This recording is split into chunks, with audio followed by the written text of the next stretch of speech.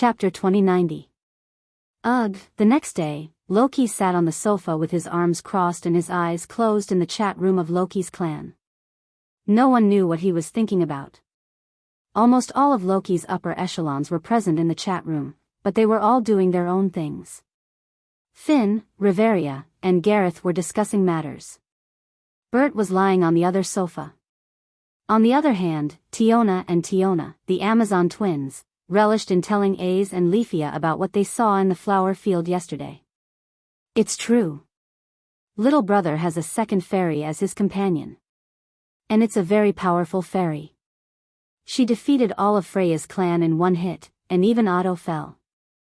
Thus, Tiona and Tioni recounted what they saw and heard yesterday. Noah didn't know whether to laugh or cry as he listened. Noah hadn't expected that Tiona and Tiorn would be hiding off to the side and observing. There were many of Freya's clan members at that time, and there were all kinds of auras. Although Tiona and Tiona were hiding, their auras were mixed with the auras of Freya's clan members, and Noah did not notice them. Therefore, Tiona and Tiona told Noah's story of bravery as if it was just a story. And they had told it several times already. But Aze and Leafia still seemed to be a little surprised. Noah actually had two fairies to assist him at the same time. This was something unheard of even in stories. Finn, Riveria, and Gareth were talking about this matter. Bert was lying there, but his expression was rather unpleasant. He was obviously thinking about this matter as well. As for Loki, after a long time, he could not help but sigh and say this. That's why I was wondering why that nymphomaniac child would suddenly take the wrong medicine. She actually still has the mood to enter the buried city at this juncture, and there are so many people. Otto and the other first-level adventurers even planned to go on an expedition. So it turns out that they were all provoked? Yesterday, Freya's clan members ignored the guild's warning and all rushed out of the city.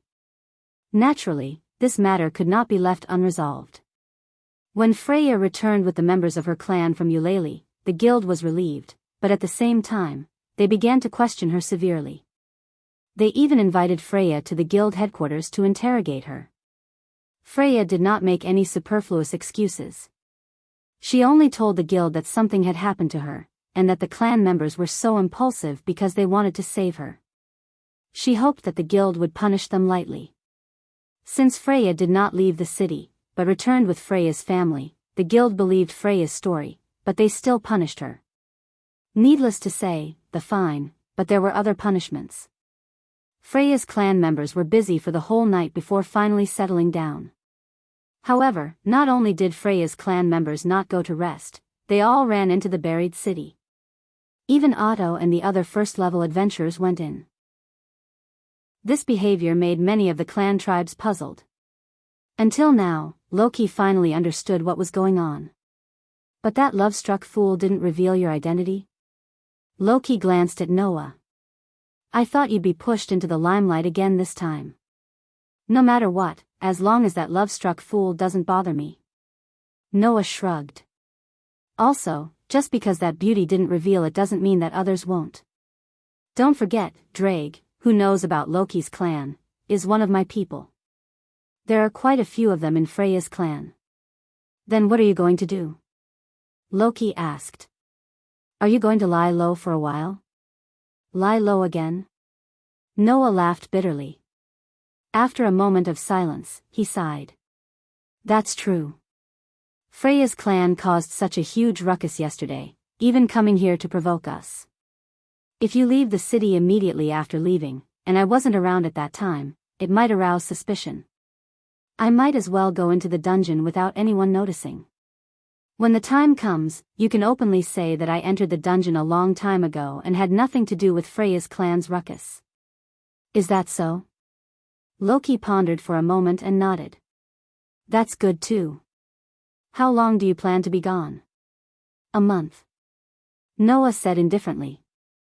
No matter what, you'll be back in a month, right? In other words, Noah planned to use this opportunity to leave. What he wanted to do was done. He even went to the dungeon and the unexplored area. Noah had no reason to stay any longer.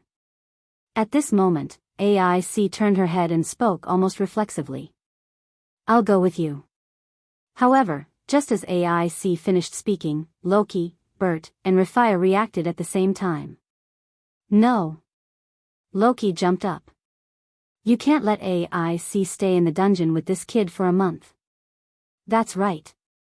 Rafia nodded. A single man and a single woman, that's ridiculous. We haven't finished our work from the expedition, don't even think about running away. Bert grimaced. It's already troublesome enough that this troublemaker wants to run away for a month. AIC, don't even think about leaving with him. AIC's head drooped as she became dejected. Seeing this, Noah couldn't help but laugh. He extended his hand and patted AIC's head. Only then did AIC perk up. A month? Tiona murmured. That's a little long. Yes. Tiona nodded. It's longer than the time you've spent in the clan. But, for an adventurer, a month of exploring the dungeon is nothing. Gareth stroked his beard. So, it's not like we can't accept it. And we don't have to worry about his safety, Riveria said. Even if we enter the 60th floor, Noah will be fine, right? I just hope we don't meet anyone from Freya's clan to avoid conflict. Finn turned his gaze to Noah. When do you plan to leave? Let's leave now, Noah said without hesitation. There's no time like the present. Everyone nodded one after another. AIC was the only one who kept staring at Noah with a hint of reluctance in her eyes. In response, Noah only patted AIC's head to calm her down. Then, Noah seemed to have thought of something as he looked out of the window. Let's go take a look before we leave, Lord Bale. Lord Chun-Ji. Lily, who was carrying a huge backpack, urged outside Hestia's clan camp. Please hurry up. I'm coming. Bale jogged out of the mansion, putting on his gauntlets as he ran. I'm sorry, I asked the great goddess to help me upgrade my ability. My daughter too. Chun-Ji also ran out of Hestia's clan camp and apologized to Lily. Although my power is weak, Lord Bale said that we plan to go to a new floor today. So, even if it's just a little bit, I hope that I can improve the magic ability and use my magic to help everyone. Well, that's a good idea. Lily handed a backpack to Chun-Ji. Then Lily will look forward to Lord Chun-Ji's performance. Yes. Chun-Ji took the backpack with a nervous look. At this time, Hestia came out of the mansion and looked at Bale, Lily, and Chun-Ji with a smile on her young face. She waved her small hand as if to greet them. Anyway, remember to go early and come back early. It's a little lonely when I'm alone at home. Yes. Bale, Lily, and Chun-Ji said in unison. Then, let's go. Okay. Hestia nodded proudly. Be careful. Bale, Lily, and Chun-Ji laughed and talked with each other as they walked towards the Tower of Babel. Hestia watched her children leave and then smiled. Go back and read your book. After saying that, Hestia turned around and walked into the mansion. Hestia did not notice. In the alley in front of the mansion, a person had been looking at them and had a panoramic view of the interaction between Hestia and her family. Seeing Hestia walk into the mansion, Noah suddenly smiled. Well, I'm going out too. See you in a month, Hestia. After saying that, Noah turned around and walked into the shadows. On this day, Noah left Eulalie and this world. Finally, between the worlds. Chapter 2091. This was an extremely vast and luxurious office. There was a chandelier that was bigger than a bed hanging from the ceiling. The floor was covered with a bright red carpet. The surrounding walls were hung with gorgeous hanging curtains. However, there was no wall on the side facing the door. Instead, there was a side of tempered glass that could directly see the scenery outside the building. Therefore, the lighting in this office was very good, allowing the warm sunlight to project into the interior, bringing a warm feeling. Of course, there was furniture in the office. There was a sofa and table cabinet sitting on the side. There was a bookshelf close to the wall. There were carts for brewing tea. Of course, there was also a luxurious desk. However, in this office, the most conspicuous thing was not the furniture, nor the huge glass wall and gorgeous chandelier decoration that replaced the wall, but a plaque hanging on the left wall. On the plaque, there were such words. Fairy Tale. A guild name that was more resounding than anything else in this world. At this moment, the guild's acting president was sitting at the luxurious desk, wearing glasses on her face, flipping through a document. She was a young girl in her prime. She should be around 20 years old.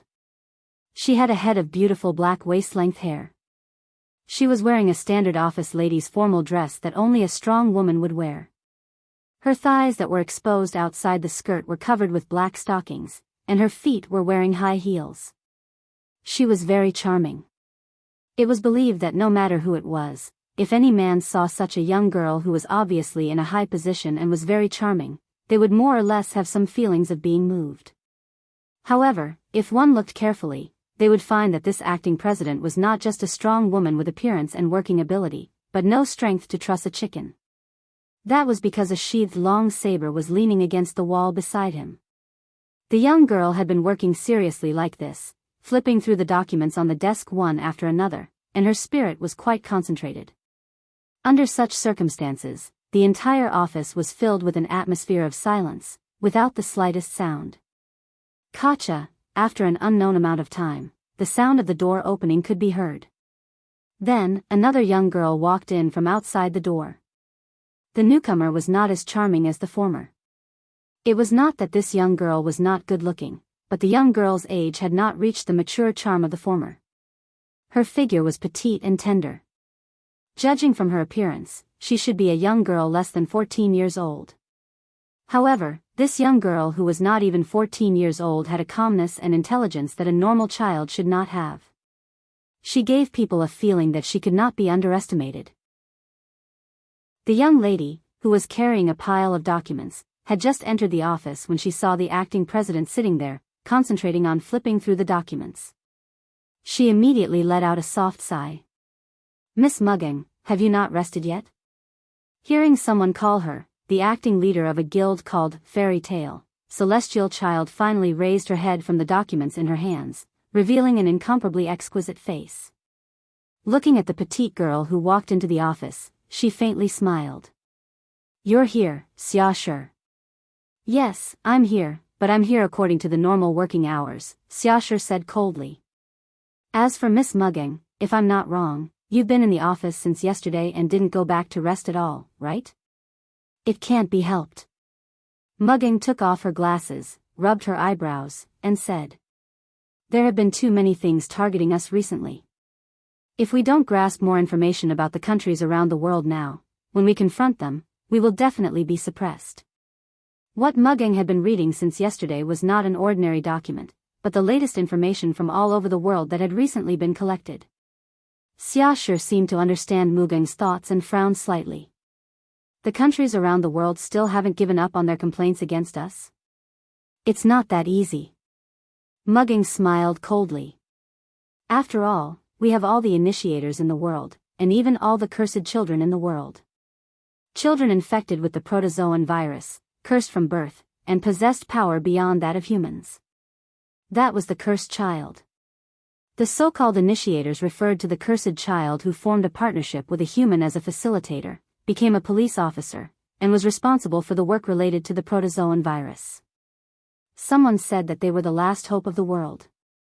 However, the treatment that these children suffered in this world was worse than that of dogs. After all, the source of power that gave these children power was the same blood as the protozoan virus that threatened the survival of humans.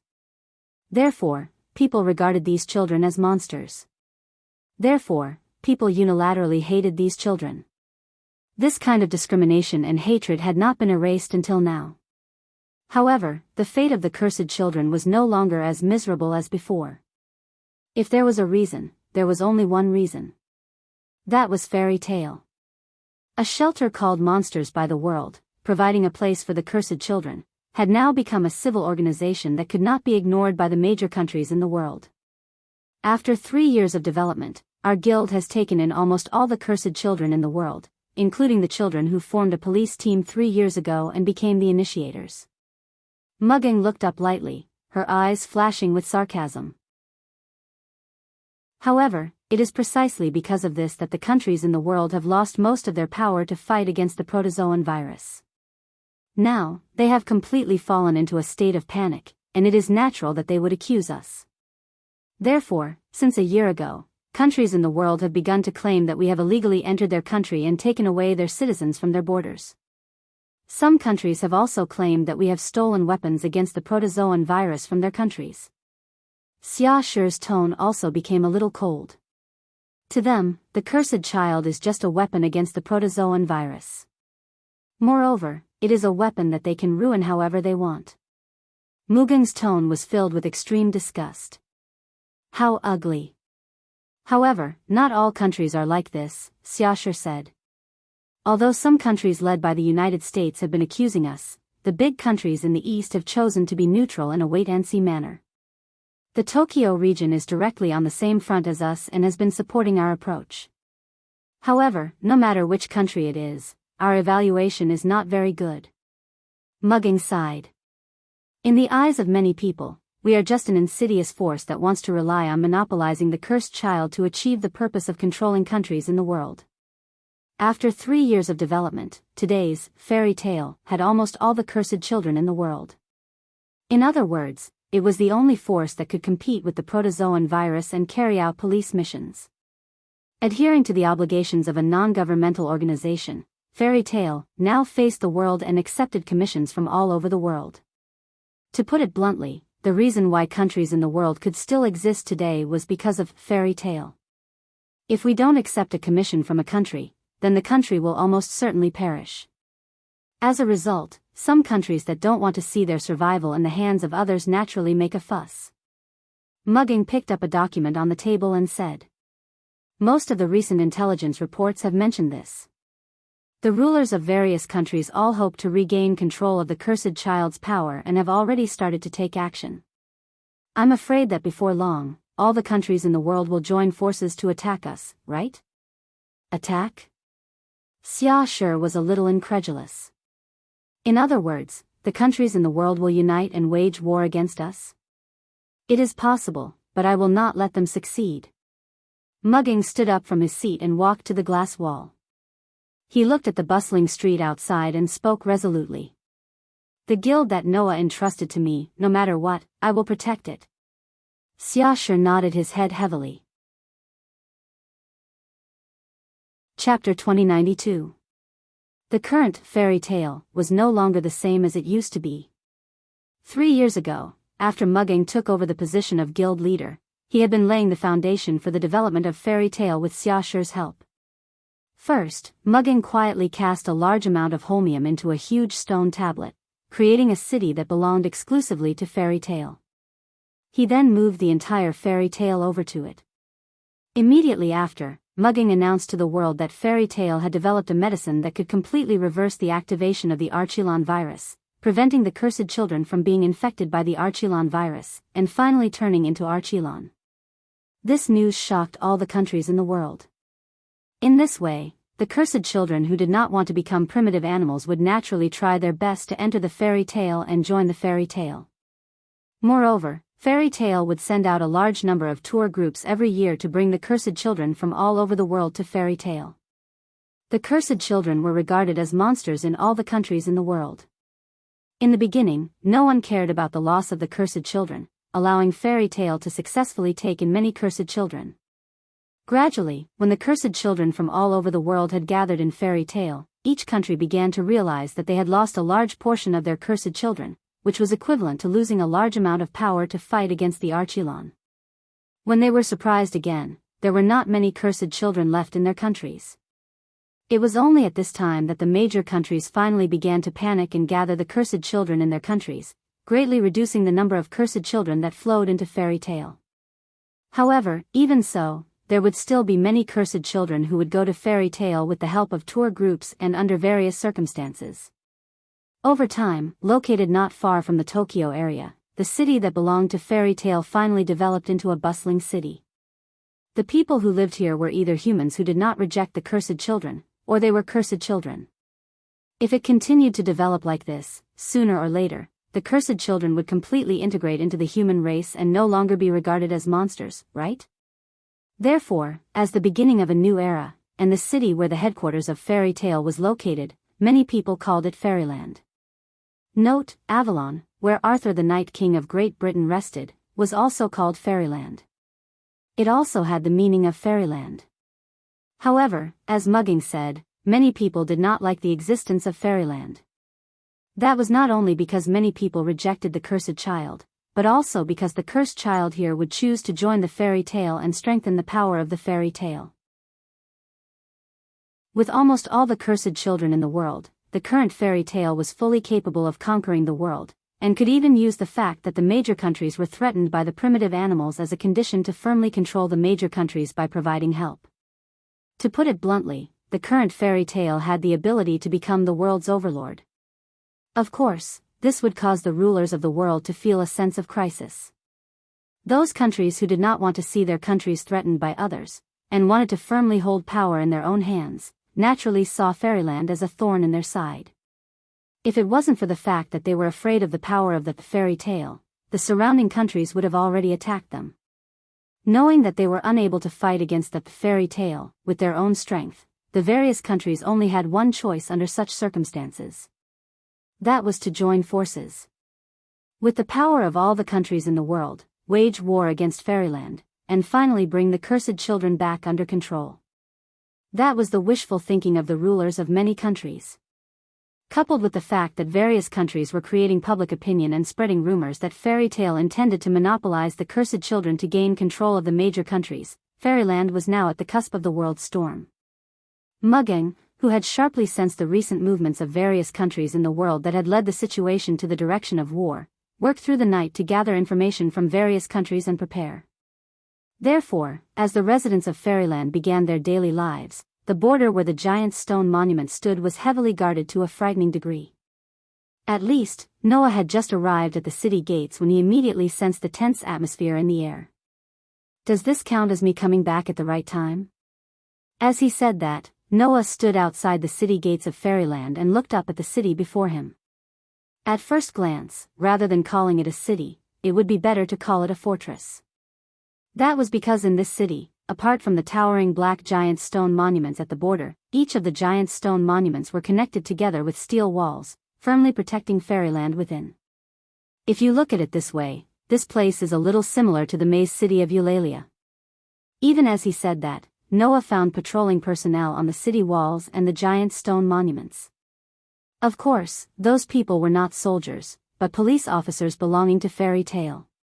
Among them, there were promoters of humanity, and initiators of combat forces. Pairs of police officers were all wearing standard uniforms, and like the National Defense Forces, they were heavily guarded. Although I don't know what happened, but if I just go in like this, they won't let me in so easily, right? Noah fell into deep thought. Finally, in order to avoid trouble, he made a decision. Let's just sneak in. With that, Noah leaped, and his figure rushed straight into the clouds, and then turned into a blur, and swept into Fairyland.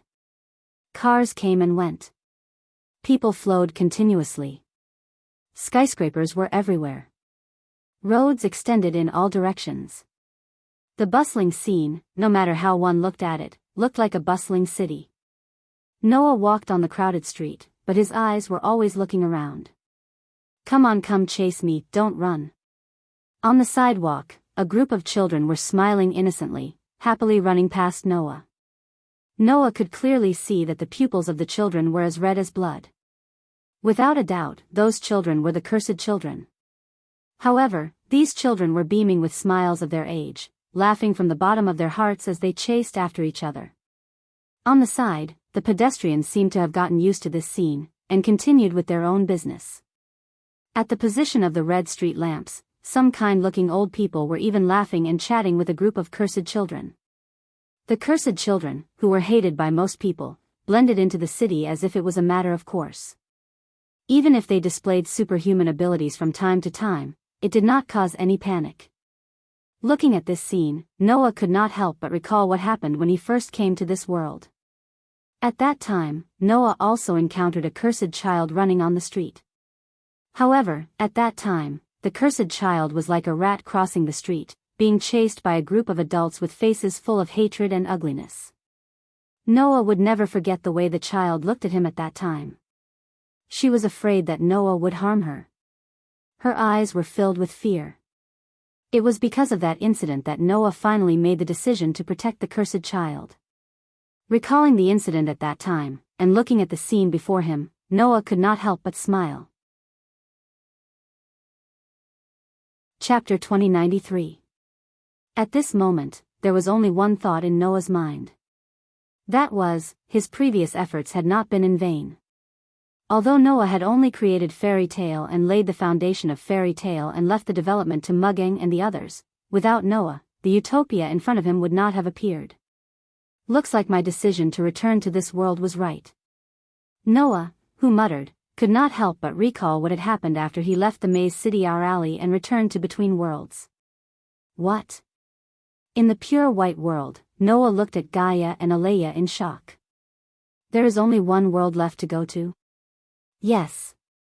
There was only one world left to go to. Just now, after Noah returned to Between Worlds, Gaia and Alea announced this news to Noah. Why? Noah asked out of reflex. Why is there only one world left to go to? It was natural for Noah to be so anxious. This was because Noah still had a few worlds that he had not returned to. If possible, Noah also wanted to return to those worlds to see the friends he had made before the final battle. However, Gaia and Alea suddenly said that there was only one world left for him to go to. How could Noah not be anxious? Gaia and Alea could do nothing about this. It's not that we don't want you to continue to relax, little Noah, Gaia sighed. It's just that there isn't enough time. Not enough time? Noah froze. Looking at the stunned Noah, Alea pointed in a direction. Look there. Hearing this, Noah looked in the direction Alea was pointing and cast his gaze over. In the next moment, Noah saw it. There was a stone plate suspended in midair. Its outline was connected to 10 patterns, with a sun carved in the center. The sacred text surrounding the stone plate was no longer like before, absorbing the white mist called imaginative power. Its color was also completely different from before. Whether it was the stone plate that represented authority, the sun that represented sovereignty, or the sacred words that represented grace, they had all transformed into the purest white color. Seeing this, Noah's heart skipped a beat, and he spoke with uncertainty. Could it be? Under Noah's probing question, Gaia and Alea both nodded. Thus, Noah understood. His authority, sovereignty, and favor had all been sublimated. As long as they returned to his body, all the possibilities in his body would be opened up, and he would have invincible power that could rival the world. Next, we just have to wait for the imaginative power to completely fuse with the energy and it will be complete. Alea looked at Noah.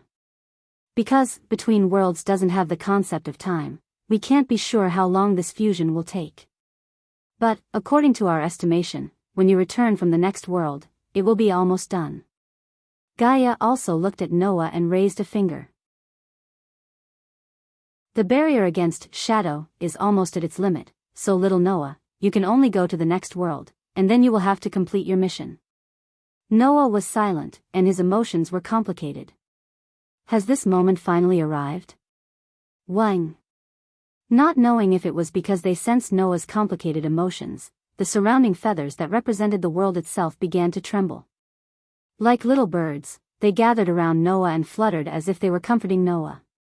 Seeing this, Noah's emotions gradually calmed down. Taking a deep breath, Noah met Gaia's and Alea's gaze and nodded heavily. I understand. Gaia smiled at Noah.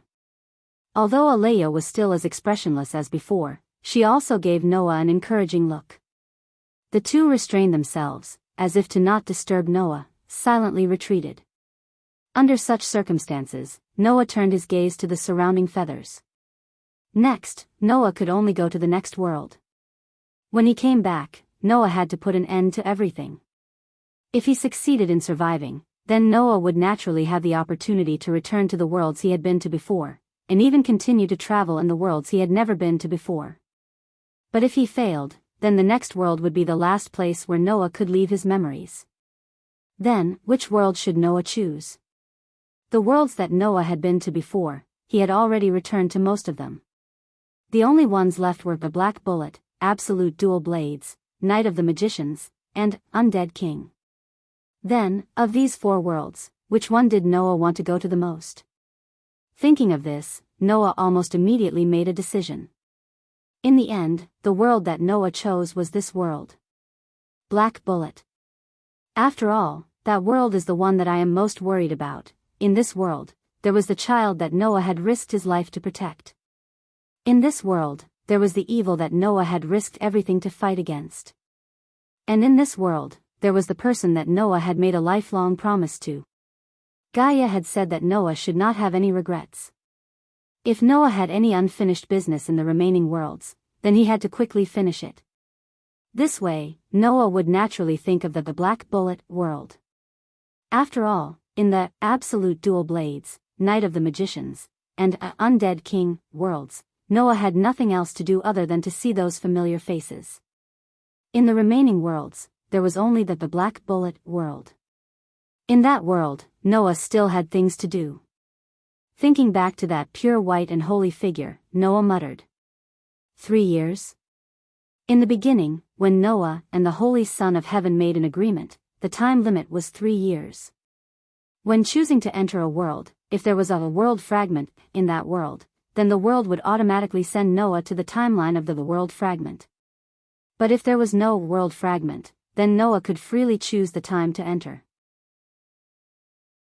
Of course, for a world that Noah had been to once, when he entered again, a month would have passed no matter what. As long as it was not within a month after Noah left this world, then Noah could freely choose the time to enter. If that's the case. Noah pointed at a feather. Then this time I will choose to enter the timeline 3 years later.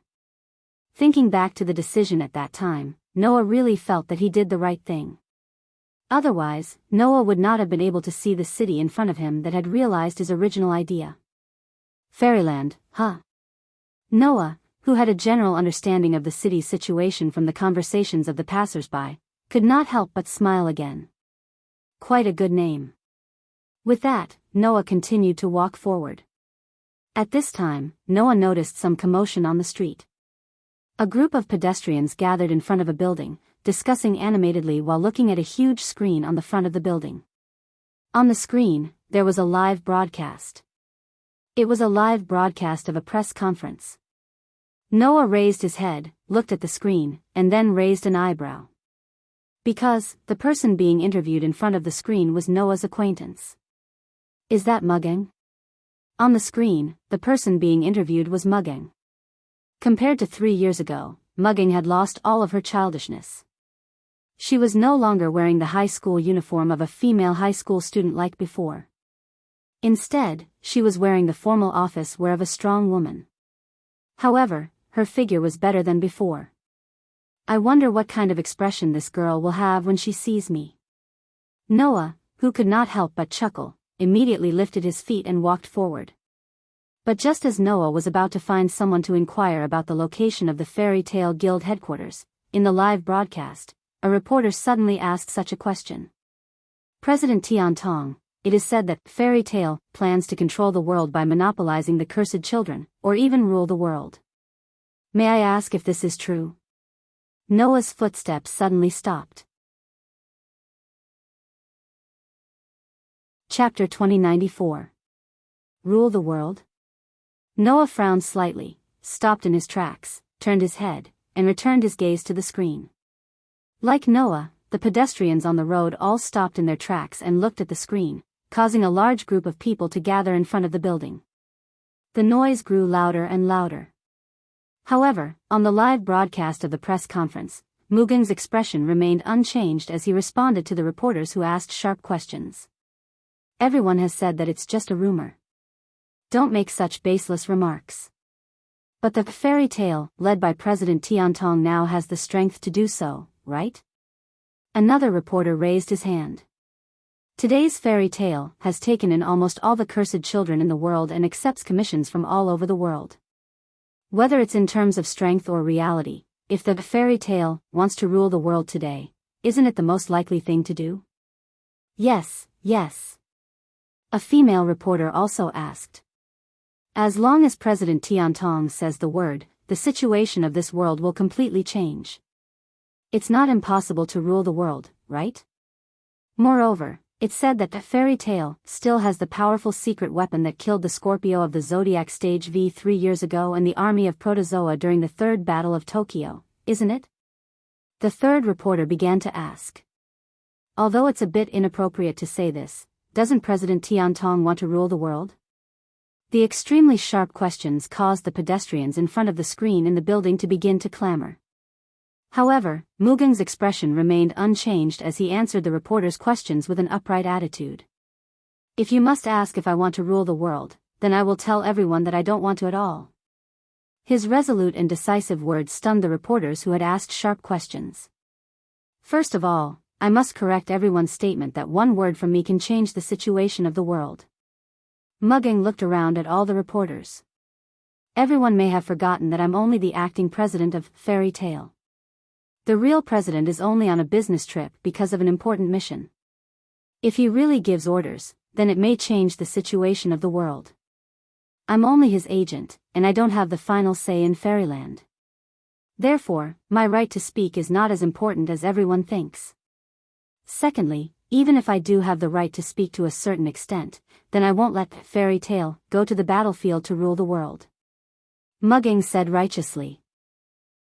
Fairy Tale's purpose from the beginning to the end, and that is to protect the cursed children who are discriminated against by the world. It was in the past, is now, and will be in the future. What we want to create is a world where the cursed children can live freely and let those children grow up happily. Under this premise, sending those children to the battlefield to face the danger of their lives is something we will never do. Mugeng changed the topic. Of course, we are not the kind of people who will not fight back after being beaten. We will not initiate a war, but if someone intends to harm Fairyland, then Fairy Tale will not be afraid of any battle. Mugeng's words made the passers-by in front of the screen cry out loudly. Great! Well said. As expected of President Enchanting, well said. Compared to the residents of Fairyland, the reporters at the press conference were stunned, looking at each other in dismay. Only a portion of the foreign reporters continued to question Mugeng. President Tianting's speech seems to be a little contradictory, isn't it? A foreign reporter said with a sarcastic tone. Undoubtedly, President Tianting said that he wants all the cursed children to grow up happily, but let the cursed children be the initiators and form a police force with the facilitators to fight the protozoa. Compared to going to the battlefield, that doesn't seem to be any different, does it? Regarding this, I personally feel that it is very problematic. This kind of heavy responsibility should not be handed over to those young children. Mugeng glanced at the reporter and smiled back. It's just that we adults are too useless. We have no way to deal with the protozoa that harm humans, so we can only leave it to the children. That's fine, but when the children are fighting the protozoa with all their might, we adults are still wasting our time on boring things like ruling the world, scheming against each other all day long. In comparison, don't you think that we are really much worse than those children? With that, all the reporters showed an awkward and speechless expression. Meanwhile, Mugeng was still speaking. If it's possible, I personally hope that one day, we adults can be so powerful that we don't need to rely on the children's strength to protect ourselves. Instead, we can protect those children. That's what adults should do, Mugeng said faintly. It's just that the current hope is too slim. Those cursed children are indeed born with power that surpasses humans. In the face of the powerful protozoa, we can only rely on them. Therefore, even if we don't have the ability, we have to know our own limitations, Mugeng said earnestly. I hope everyone can remember that we are now being protected by those children. It's because of those children that we can continue to survive. It's because of those children that the protozoa can be defeated. It's because of those children that humans will not go extinct. Those children are our hope, not to be used as a scale to measure who the world belongs to. In front of all the reporters, Mugging raised one of his hands. On that hand, there was the guild emblem, Fairy Tale. I swear to the emblem on my hand that I will never use the cursed children as weapons and throw them into meaningless wars. Mugging made the most solemn declaration so far. However, if someone intends to use those children to achieve selfish goals, or use those children as sacrifices for power, then I will represent the entire fairy tale to raise the weapon in my hand and fight to protect the children, to protect Fairyland. We, Fairy Tale, will never fight for the sake of invading. We will only fight to protect our family and companions. Mugging said, emphasizing each word. Even if the enemy is the whole world. With that, Mugging bowed his head to the camera and thanked it. The press conference ended there. Clap, clap, clap, clap. On the street, the pedestrians all clapped and praised Mugging loudly. Even a group of cursed children who had gathered together clenched their fists and made the declaration. If someone really intends to destroy Fairyland, then when the time comes, I'll go too. That's right. Although it's a little scary on the battlefield, to protect everyone, I'll go too. Everyone, study hard together, train hard, and become stronger as soon as possible, then join Fairy Tale together. Yeah. A group of children in their early teens, under the watchful eyes of the public, made such a grand wish. Seeing this scene, the pedestrians looked at these children with watchful eyes, silently sending their blessings and encouragement.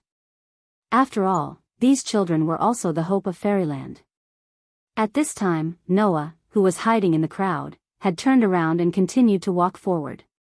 However, if one looked closely, one would notice that Noah's lips could not help but curve into a happy arc. You've created a decent city, Mugging. With that, Noah raised his head and looked at the sky as if he was looking at some enemy, his smile becoming a little cold. It seems that some clowns have really jumped around in my absence. It's time to remind them. Chapter 2095. Fairy Tale. The headquarters of the guild that created Fairyland and accommodated almost all the cursed children in the world was at the center of Fairyland. However, it was different from the fairy tale in the other world where Noah grew up. At least, as the headquarters of the guild, the fairy tale in this world was not a castle-like building, but a skyscraper of astonishing height. Seeing this skyscraper, Noah's first thought was absurd. The structure of the city is the same as Eulalia, but I didn't expect there to be such a skyscraper in the center of the city. I almost thought I saw the Tower of Babel. In the center of the maze city Eulalia, the Tower of Babel was mainly used as the cover of the underground city, followed by the residence of the gods and the shop of the spawns. At the heart of Fairyland, the skyscraper named Fairy Tale was not as tall as the Tower of Babel, but it was almost as tall as the Great Stone Monument, and definitely not shorter than the Great Stone Monument. The astonishing height really gave Noah a sense of déjà vu of the Tower of Babel. Although the two looked completely different. I really wonder if 3 years is enough to make Fairyland so prosperous, let alone build such a skyscraper. With such a thought, Noah walked toward the skyscraper's door. The door seemed to be an automatic door, and it opened automatically when Noah came forward. Then, a vast office hall came into Noah's sight. In this office hall, there were lively people everywhere. Some were clients who came to handle commissions. Some were guild police officers who came to accept commissions. Noah could see clearly. On the huge bulletin boards on both sides of the office hall, commissions were posted all over, and there were at least tens of thousands of them. A large number of police officers were walking back and forth around these bulletin boards. Some were worrying about what commission to accept. Some were discussing the commission. Some directly tore the commission and went to a counter to handle it. Walking in this office hall, Noah looked back and forth curiously. Welcome. At this time, a young lady standing behind the counter immediately bowed to Noah, who was passing by, with a very friendly smile on her face. This is Fairy Tale. May I ask if you're here to issue a commission? Although Fairy Tale was now open to the entire world, as the largest hub of Fairyland, it was only natural that it would be commissioned by Ren Metropolis. Our commissions are mainly divided into 5 grades, A, B, C, D, and E. If you're here to issue a commission, please fill in the commission content on the commission form here. Then, we'll classify your commission according to the difficulty of the commission content. The young lady at the counter introduced it to Noah very fluently. Of course. The higher the difficulty, the higher the level of the commission, and the higher the remuneration. We will give you a rough range of remuneration based on the level of the commission you issue. Of course, this range is only for reference. If you have any inquiries, you can ask me. Hearing this, Noah couldn't help but laugh at the counter lady's skillful introduction, while thinking silently in his heart. So, the commission system that I set up back then is still in use now? Grading commissions. That was the system that Noah set up back then. After all, if the difficulty of the commission was too high, once it was accepted by some incompetent police officers, it would just be harming others. Therefore, the police officers in Fairy Tale also set up a hierarchy that corresponded to the level of the commission. Of course, the police officer hierarchy in the guild was set according to the police officer's IP ranking. Police officers in the top 1,000 of IP ranking were level A, and could accept level A commissions. Police officers in the top 3,000 of IP ranking were level B, and could accept level B commissions. Police officers in the top 5,000 of IP ranking were level C, and could accept level C commissions. Police officers in the top 10,000 of IP ranking were level D, and could accept level D commissions. Police officers in the top 10,000 of IP ranking were level E, and could accept level E commissions. According to this system, high-level police officers could accept low-level commissions, but low-level police officers could not accept high-level commissions. This was the hierarchy system that Noah set up. Of course, Noah didn't know that although this hierarchy system was still in use, in fact, there were also level S commissions within the guild. Those requests were like the fairy tale of the other world. They were not posted in the lobby on the first floor, but on the floors above. In the fairy tale of the other world, only S-ranked sorcerers could accept S-ranked missions. In this world's fairy tale, only S-ranked police officers could take on S-ranked missions. However, to be able to become level S police officers, all of them were police officers in the top 300 of IP ranking. After all, level S commissions were almost all difficult commissions that needed to be carried out abroad. Generally, they were issued by high-ranking officials from all over the world. In other words, level S commissions were dangerous missions that the major countries in the world couldn't complete themselves, and could only seek help from Fairy Tale. Such dangerous missions, and missions issued by other countries, were basically the most confidential missions. Therefore, these missions naturally couldn't be handled at the counter. All of them were specially evaluated, argued, and discussed by the higher-ups of Fairy Tale. Then, they were made into commissions and posted in a special area. Only police officers in the top 300 of IP ranking could enter this area and accept level S commissions. Noah hadn't accepted commissions from all over the world yet, so of course, he didn't have the concept of level S. Looking at the counter lady skillfully pushing the blank commission sheet in front of him, Noah's eyes turned slightly, then suddenly smiled, picked up the pen, and smoothly filled in the commission sheet. The content of the commission sheet was like this. Mission name, search for a person. Mission content, bring the designated person in front of the client, then the mission can be completed. Designated person, Tengu Mugging. Reward, 1 yuan. Client, Noah Doria. When Noah handed such a commission slip to the counter girl, the friendly smile on the counter girl's face completely froze after reading the contents. In the bustling office hall, in the noisy atmosphere, only the space around Noah and the counter lady seemed to be isolated. It became dead silent. Finally, the smile on the counter lady's face collapsed, and she was obviously flustered.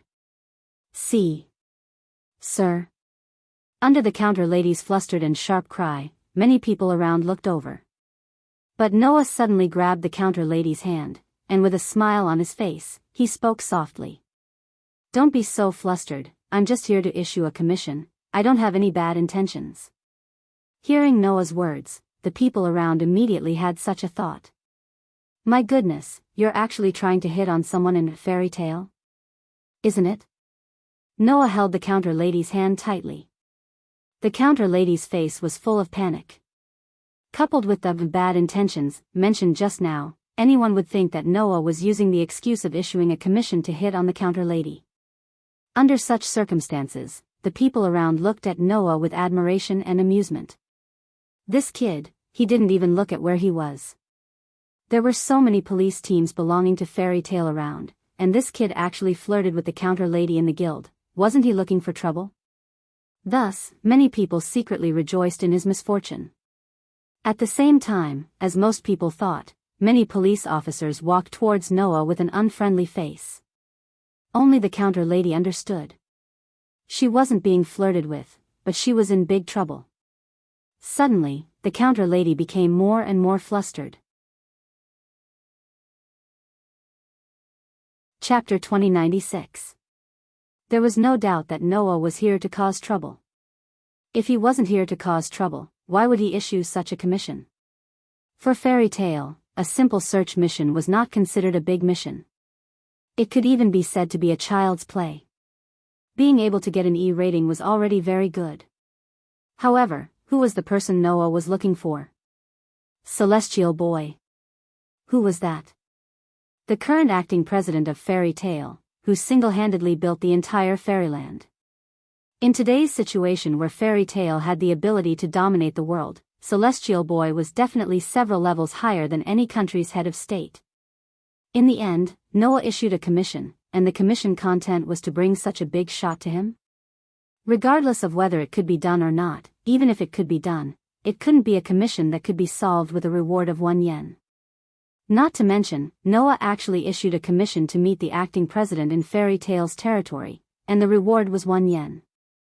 What was this person doing here if not to cause trouble?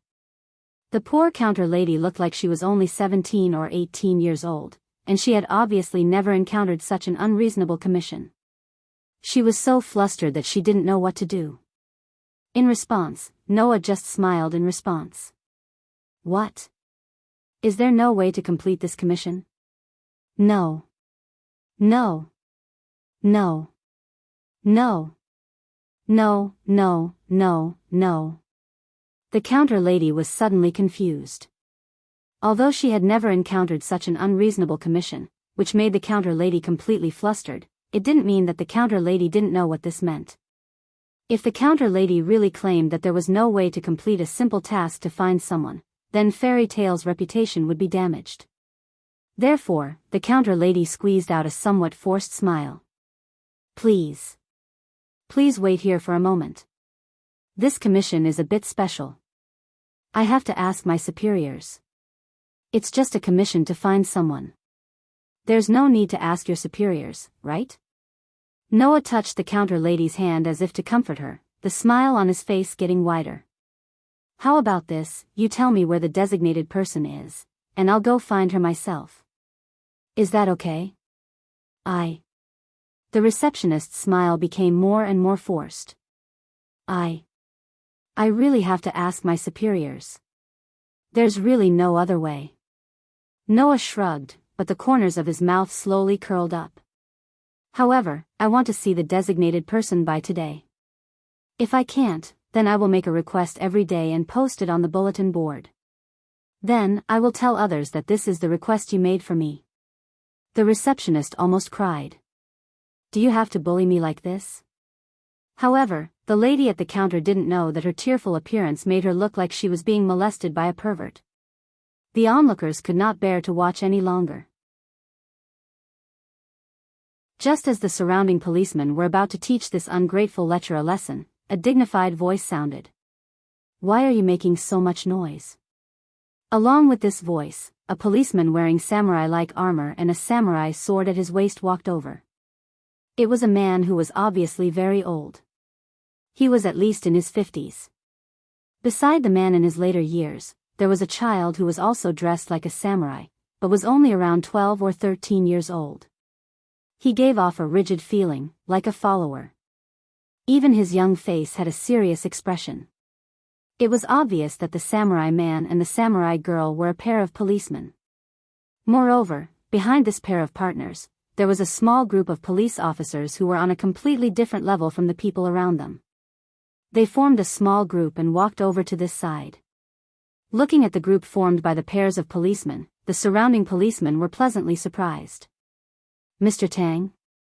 It's actually Mr. Tang. Huh, Mr. Tang is here. That kid is dead meat. The person who came was none other than Mr. Tang. 3 years ago, when the giant stone tablet collapsed in the Tokyo area and the Protogut animal army attacked, it was this person who acted as the leader and led the policemen in the Tokyo area to fight against the Protogut animal army. After the fiasco, in order to get Noah to help, he went to Mr. Tang from Fairy Tale. The cursed child by his side is the founder of my hall Changjing, Renxing Chaoxia. This pair of policemen's IP ranking 3 years ago was as high as 275, occupying a place in the top 300 IP ranking. Now that 3 years had passed, they were ranked 188th in the IP ranking and belonged to the S-level policemen in Fairy Tale. Under the watchful eyes of the crowd, Mr. Tang led Ningxing Chaoxia and a pair of policemen who were obviously not low-ranked. They separated the crowd and walked over. Sensing the movement from behind, Noah also turned his head and looked over. Mr. Tang had just separated the crowd and came in front of Noah. When he saw the appearance of Noah who turned his head, his footsteps suddenly stopped, and his pair of eyes suddenly widened to the maximum. You, on the side, the serious expression on Ningxing Chaoxia's face instantly collapsed and was replaced by an unprecedented shock. Among the pairs of policemen behind Mr. Tang, many of them also widened their eyes in shock. After they rubbed their eyes in disbelief and confirmed that they did not see wrongly, their faces suddenly became distorted. Those police officers were all old members of Fairy Tale who had joined 3 years ago. Looking at Noah's face, which was once so familiar to them, all of them blushed. What? What happened? When the policemen around saw this scene, they were directly at a loss. The receptionist who was taken advantage of by Noah also had a confused look and was stunned there. The entire office suddenly became extremely quiet, there was no sound at all. Under such circumstances, Noah was first surprised that my hall master Zhang Zheng was actually here. When he realized that my hall master Zhang Zheng and Rising Dawn's armor had the guild emblem of Fairy Tale, he immediately understood. So, you guys have also joined Fairy Tale? Noah suddenly smiled. Long time no see. Don't you recognize me? Noah's words directly ignited the surrounding silence. Oh. The old members, whose faces had turned red from holding their breaths, shouted excitedly, giving everyone a fright. Of course, the thing that truly scared everyone to death immediately happened. President. Guild leader is back. Guild leader Noah is back. Accompanied by the old members' extremely excited shouts, the policemen around were first shocked, but when they realized that the name Noah seemed to be familiar, they were all stunned one after another. Especially the receptionist, she glanced at Noah, then looked at the client's name written on the commission in her hand. Her eyes couldn't be any wider. Noah Dole. This name was not unfamiliar to the members of Fairy Tale at all. This was because after joining Fairy Tale, someone would definitely tell the new members something. You have to remember, the president who founded our guild is called Noah Dole. Yes.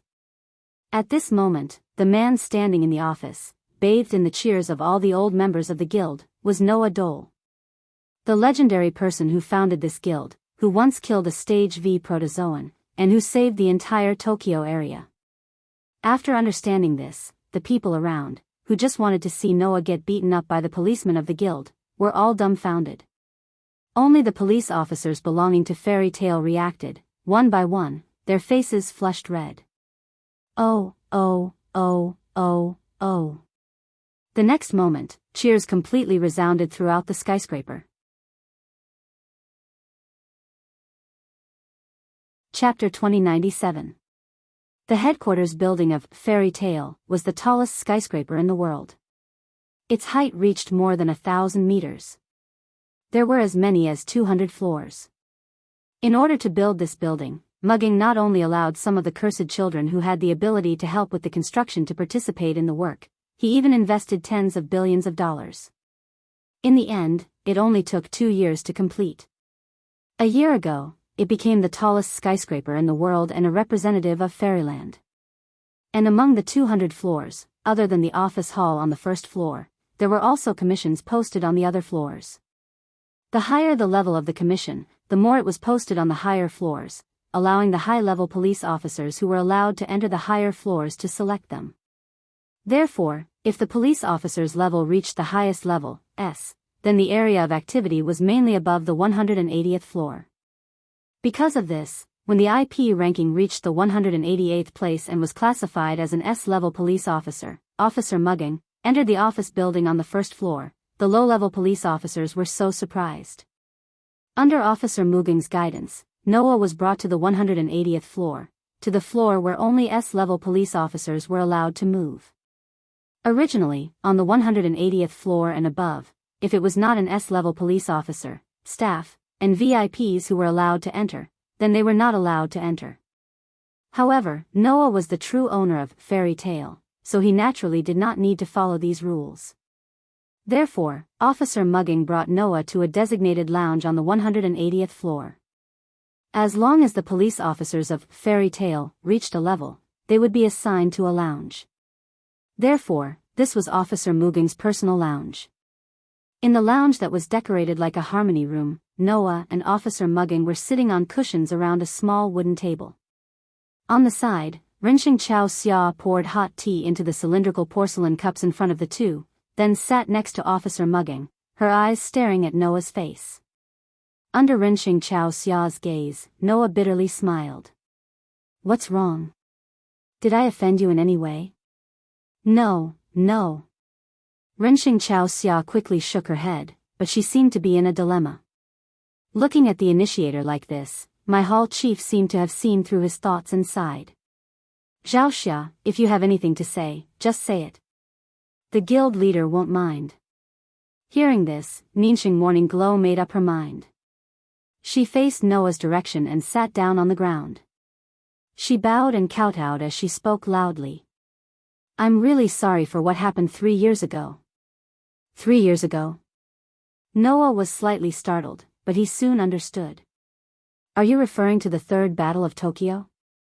"Yes." Rinxing Chao Xia didn't raise her head as she replied loudly.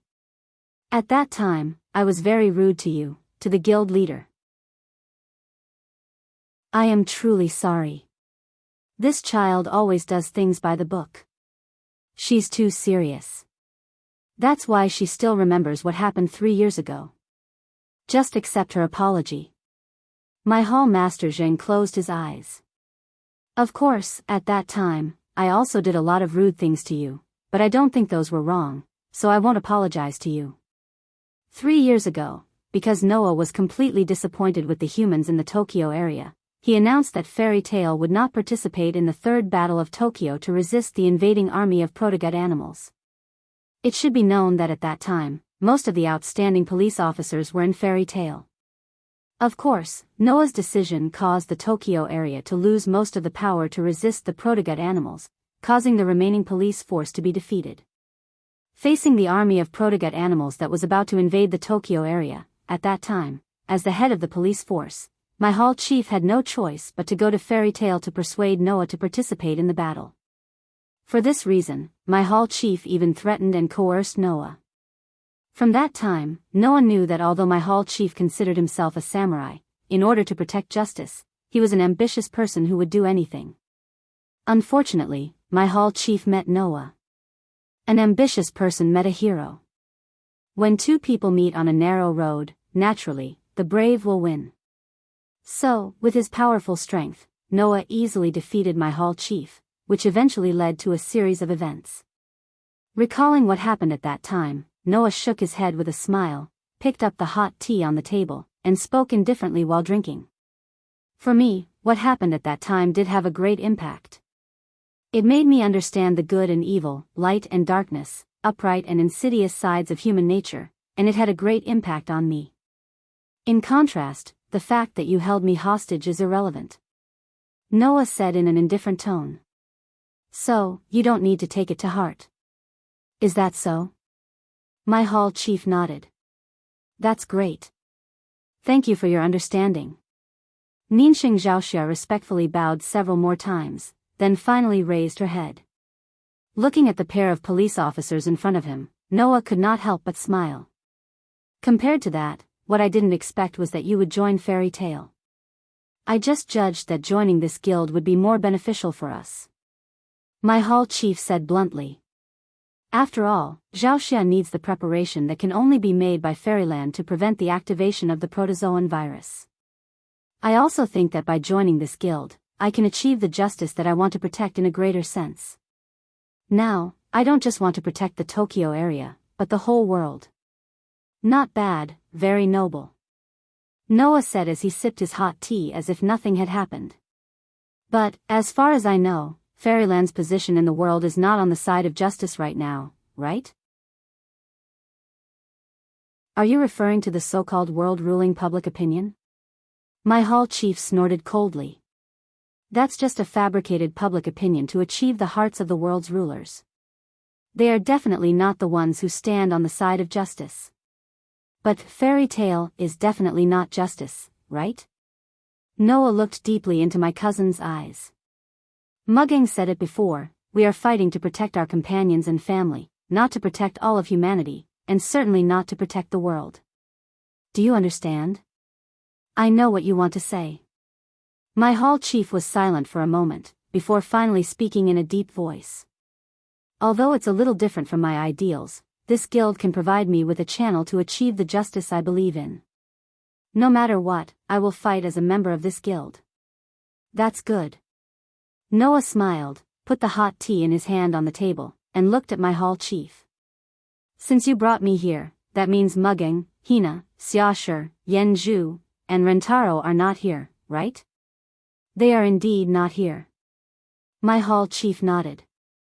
Rentaro, Lan Yuan, and Yanzhu have already raised their IP ranking to the 7th place.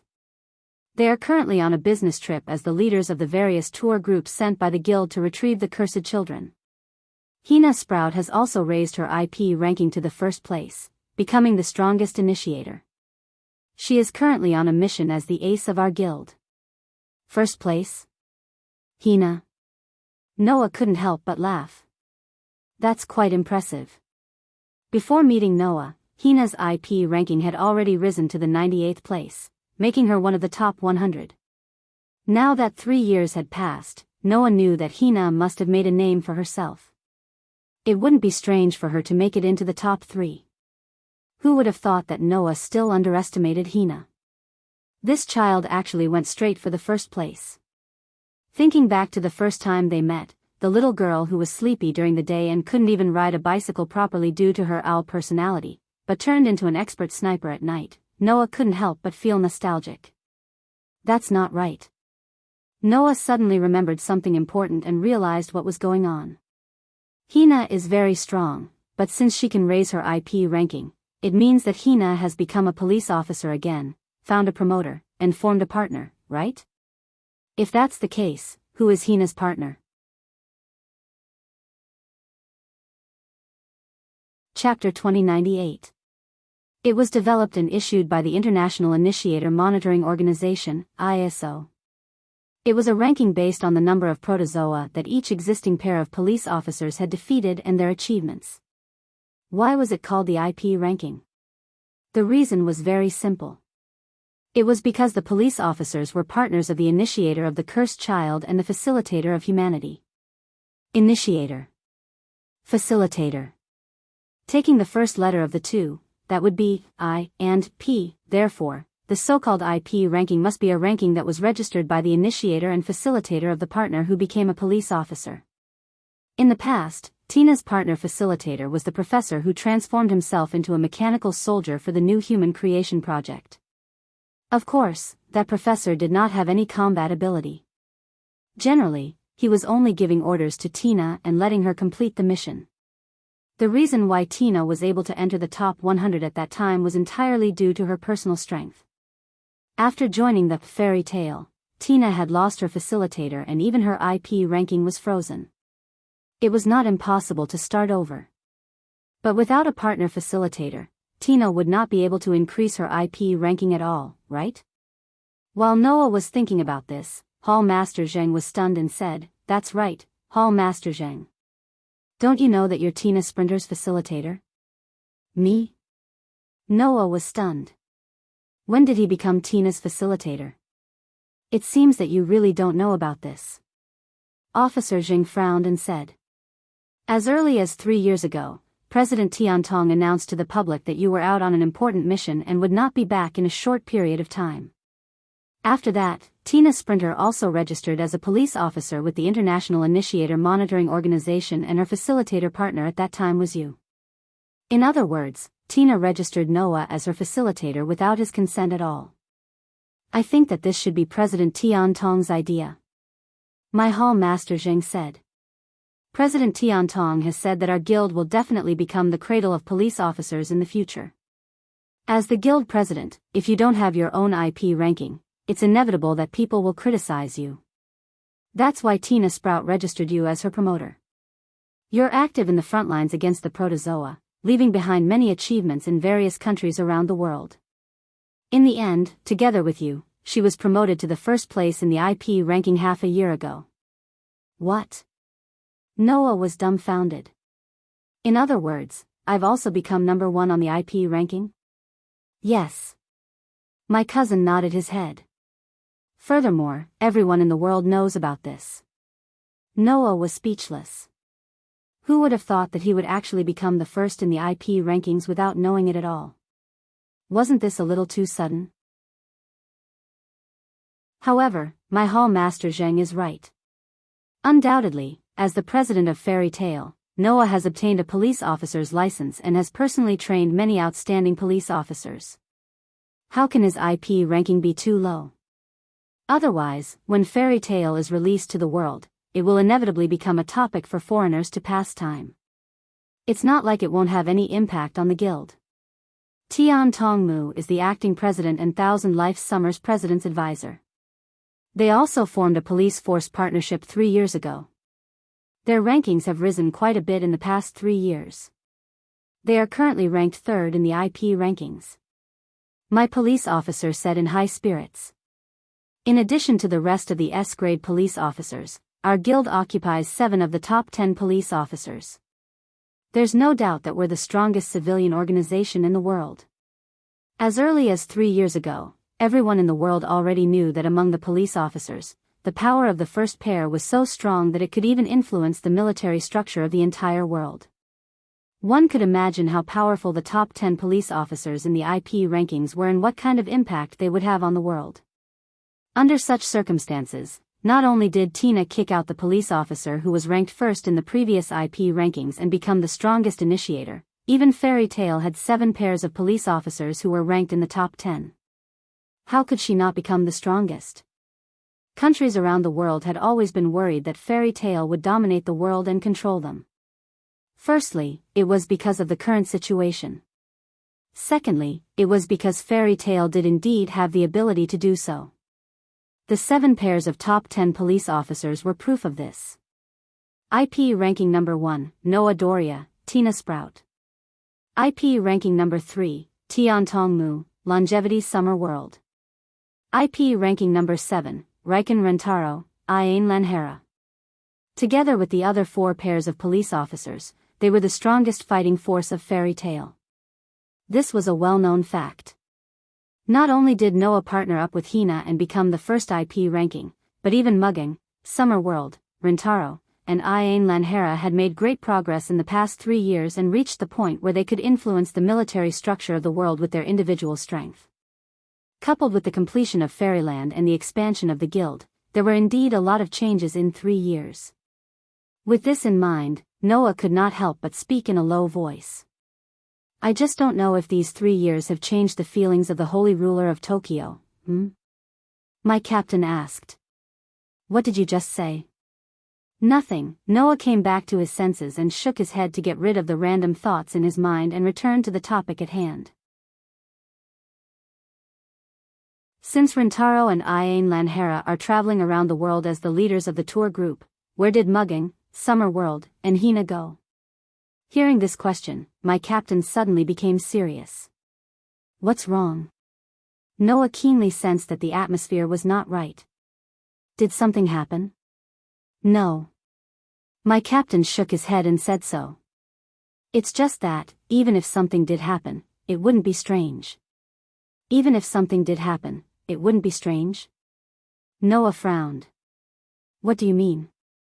Not long ago, countries all over the world expressed their desire to have a meeting with Fairyland. My captain pondered for a moment and then revealed the news. The location is in the Tokyo area. A meeting? Noah narrowed his eyes. No wonder mugging appeared in the live broadcast of the press conference, so he went to the Tokyo area for a meeting? For countries all over the world to suddenly request for a meeting at this time, it's definitely because of fairy tale. My captain looked straight at Noah. Among them, if some countries want to harm the president of Tendo, it's not impossible. Just like 3 years ago, Chua Xuanzong of the Daiban area proposed a meeting with the ruler of Tokyo, but repeatedly sent assassins to assassinate the emperor. Those who came did not come with good intentions, and those with good intentions would not come. In such a tense situation, representatives of various countries issued a request for a meeting, and the location was the only Tokyo area that had made their stance clear, that they were definitely on the side of fairy tale. Therefore, it was normal for someone to want to play some dirty tricks. After all, Noah, the real president, was not in Fairyland, and Mugging, the acting president, was the only pillar of support in Fairyland. Once Mugging fell, there would be no leader, and Fairyland would definitely be in chaos, and others would take advantage of the situation. Therefore, although nothing had happened at the moment, it would not be strange if something suddenly happened. That was what my captain wanted to express. Although Tina Sprout went to the Tokyo area as a guard, and the president of Tendo and consultant Shinsho are also the top 3 powerhouses in the IP ranking, it's better to be safe than sorry. My captain said. Under the targeting of countries all over the world, the president of Tendo cannot guarantee her safety. Noah immediately fell silent. My captain also fell silent and did not say anything more. In the lounge, a somewhat oppressive atmosphere spread, and Ninsei Asakaya could not help but hold her breath. After a while, Noah stood up. It seems that I have to go to the Tokyo area earlier than expected.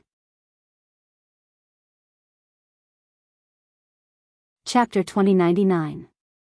The sky gradually darkened. Nighttime in this world is very scary. That was because at night, in the dead of the night, the low growls and roars of the protozoa would pass through the giant stone monument from time to time and reverberate around the edge of the city. The timid people couldn't even fall asleep, afraid that they would never wake up again if they fell asleep. Of course, in the noisy city center, such a sound is impossible to reach. Whether it is Fairyland or Tokyo, it is the same. Compared to the rapidly developing Fairyland, Tokyo has not changed much compared to 3 years ago. The holy residence where the ruler of Tokyo lived was the same. It had been there for 10 years without any changes. At this moment, in a living room of the holy residence, 2 young girls in their prime of life are sitting opposite each other, as if they are having a tea party. It's been a long time since I leisurely drank tea with Lord Holy Sun like this. The girl who said such a sentence is Tenko Mugino. Behind Mugino, Xia Shi stood there quietly like a secretary. On the opposite side of Mugging was a pure and holy young lady. That is a girl as white and pure as snow.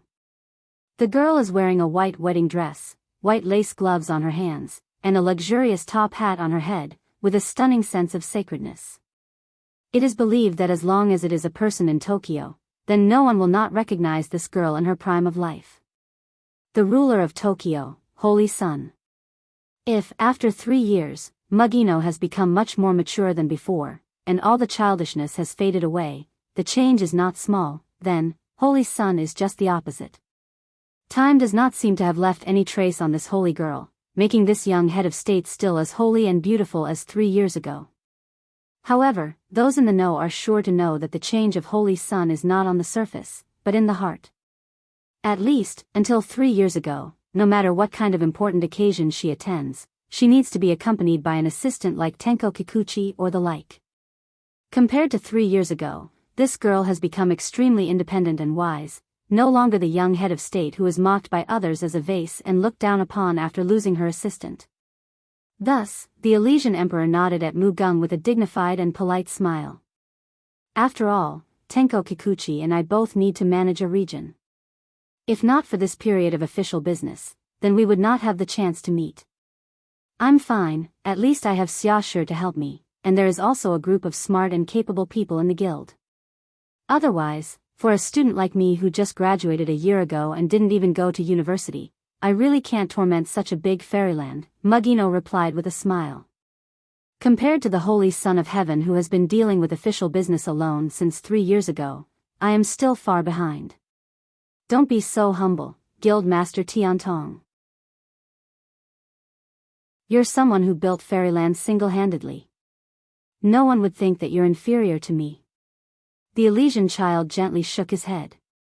Moreover, I can only handle official business, unlike Tenko Kikuchi who has great power. To be honest, being at the same table as you, I feel very safe. Lord Holy Son, you feel safe, but that's not all because of me, is it? Mugino laughed. Lord Holy Son must have guessed that Tina is nearby, am I right? That's one of the reasons. Holy Son nodded. Although it's already an honor to have Sword Ghost and Think Tank at the same table, but with the rumored Black Wind keeping watch around, then nothing will go wrong. In the IP ranking, as long as it was a police officer ranked in the top 100, they would be given a nickname. 3 years ago, Tina, who ranked 98th in the IP ranking, already had a nickname, Black Wind. Today, Tina still used the nickname from that time, making the name, Black Wind, widely known around the world.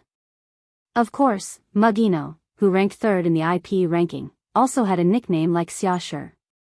Mugino was famous for his swift and ruthless Tenko-style sword-drawing technique. His combat power was even stronger than most of the cursed children, so he was given the nickname, Sword Ghost. Xiaoshi, on the other hand, was a cursed child with dolphin genes. Among the cursed children, he was one of the rare brainiacs. Usually, he was a supporting character. Although his combat power was not outstanding, he could clearly analyze the weakness of any enemy. Thus, he was given the nickname, Think Tank. By the way, Rentaro and Yen Zhu's nicknames were Chariot and Tornado, respectively. The former's identity as a mechanical soldier of the New Humans Creation Project was already known. Once the super holmium metal prosthesis was used like a rain of bullets, the battle was like a large chariot, extremely terrifying, so he was given the nickname, Chariot. The latter was a cursed child with rabbit-like genes. Among the current cursed children, his speed was definitely one of the best. On the battlefield, once he charged, not even his shadow could be seen. He was like a tornado passing through the battlefield. Thus, he was given the nickname, Tornado. As for Noah, as the world's strongest initiator, the promoter of Tina Sprinter, ranked 1st in the IP ranking, it was naturally impossible for him not to be given a nickname. However, for the past 3 years, Noah had not appeared in people's sight. The intelligence agencies of some countries could not even investigate the most basic information such as his birthplace. It was as if this person had appeared out of thin air. He had been active for a year and a half, and then suddenly disappeared. He was as mysterious as a supernatural existence, which made people shudder in fear. Therefore, until Tina broke into the top 10 of the IP ranking, Noah finally received a nickname. The Hermit. This was Noah's current nickname. Thinking of this, Xingtianzi lowered his head, his pair of eyes began to ripple. Then, Xingtianzi asked in a low voice, as if he was looking forward to it, but also as if he was uneasy. He hasn't come back yet? No. Mu Gung could not help but sigh. Since he left 3 years ago, he hasn't come back. And, in any case, our guild's intelligence department has no way to collect information about his whereabouts. Xiaoshi interrupted and said softly. It's as if the president disappeared into thin air. As the words fell, the entire meeting room was filled with a somewhat heavy atmosphere. Is that so? Xingtianzi's eyes flashed with a flash of disappointment. He turned his head, looked at the night view outside the window, and muttered. It's been 3 years? Yes. Mu Gung also looked at the night view outside the window and said so. Time really flies. For me, it's a bit long. Xing Tianzi's voice became a little distant. Yes, 3 years is too long. At the very least, Elysian Prince felt that the past 3 years had been too long. But, 3 years have passed. Xing Tianzi whispered. It's time for him to come back, right? When he said this, Elysian Son of Heaven's tone was extremely uncertain. It was like he was looking forward to it, but also like he was afraid of being hurt, which would definitely arouse the sympathy of all men. In this regard, Mu Gang seemed to know something. He looked at Xing Tianzi with some amusement and said so. Although our president is extremely domineering and does things his own way, as far as I know, he is not the kind of man who would break an agreement. Please don't worry. Hearing this, Xia Shi, who was standing next to Mu Gang, could not help but smile. Xing Tianzi seemed to have only just come back to his senses. His pretty face blushed. After taking a deep breath, he suppressed the shyness in his heart and changed the topic. It's getting late, President Tian Tong, why don't you go back and rest early? There's an important international meeting tomorrow. That's true. Mu Gang smiled sweetly. Then I'll go back to the hotel first. Master Xing Tianzi, please take care of me tomorrow. After that, Mu Gang stood up from his seat. Xing Tianzi immediately stood up and walked out of the meeting room with Mu Gang and Xia Shi. Whether it was Mu Gang, Xia Shi, or Xing Tianzi, none of them noticed. On the top floor of a building far away from the holy residence, a man in a black robe stood facing the wind, looking in the direction of the holy residence. Through the window, he looked at Xing Tianzi, his whole body trembling. Chapter 2100. Lord Holy Son of Heaven, the voice that came out of the black-robed man's mouth was full of love. However, in addition to love, there was also extreme madness and greed in the voice. I'm finally back, Lord Holy Son of Heaven. The black-robed man stared at the Holy Son of Heaven who was walking out of the room in the holy residence. His voice was full of madness as he muttered. You're mine. You're mine. You're mine after all. As he spoke, the black-robed man's lips curled into a hair-raising arc under his hood. Then, the black-robed man bowed. Bang! In the next moment, in a muffled explosion, the black-robed man stepped on the ground and burst out like a cannonball. With a sharp sound, he rushed straight toward the holy residence. That speed was really faster than a bullet. The holy residence, which was originally a bit far from the building where the black-robed man was, closed almost half of the distance in less than a second. With this speed, the black-robed man could definitely break through the window of the holy residence in the next second and attack his target. This kind of physical strength was really shocking. Even the cursed child might not be able to reach this level. However, in the next moment, the black-robed man suddenly noticed something. At the top of a building further away from the holy residence, a red light suddenly flashed. The black-robed man suddenly came to a halt. He ignored inertia and gravity and abruptly stopped in midair. Almost at the same time, a sniper bullet cut through the air and swept less than a centimeter away from the black-robed man's chest, landing on the wall of a nearby building. Bang! The powerful sniper bullet directly blew up the wall, leaving a shocking bullet hole in the wall. The black-robed man who was in a frenzy just now finally reacted and broke out in a cold sweat. At the same time, the black-robed man also realized something. Someone was sniping at him. That red light just now was the muzzle flame of the sniper rifle when it was fired. But, how was this possible? The black-robed man turned his head and looked in the direction of the building. He whispered in disbelief. This has to be at least 2 kilometers away. Sniping from a distance of 2 kilometers. And it was so accurate. Who was it that could do such an inconceivable thing? Could it be? The black-robed man thought of a person, and his eyes under the hood suddenly widened. However, the black-robed man's time to think was over. The black-robed man saw it clearly. At the top of the building more than 2 kilometers away, bursts of red light flashed one after another. The black-robed man's expression changed dramatically, and he fell down without hesitation. Whoosh whoosh whoosh whoosh. A few sniper bullets scraped through the air, creating a sharp sound as they pierced through the air. Suddenly, they flew past the black-robed man's position. Bang bang bang bang bang.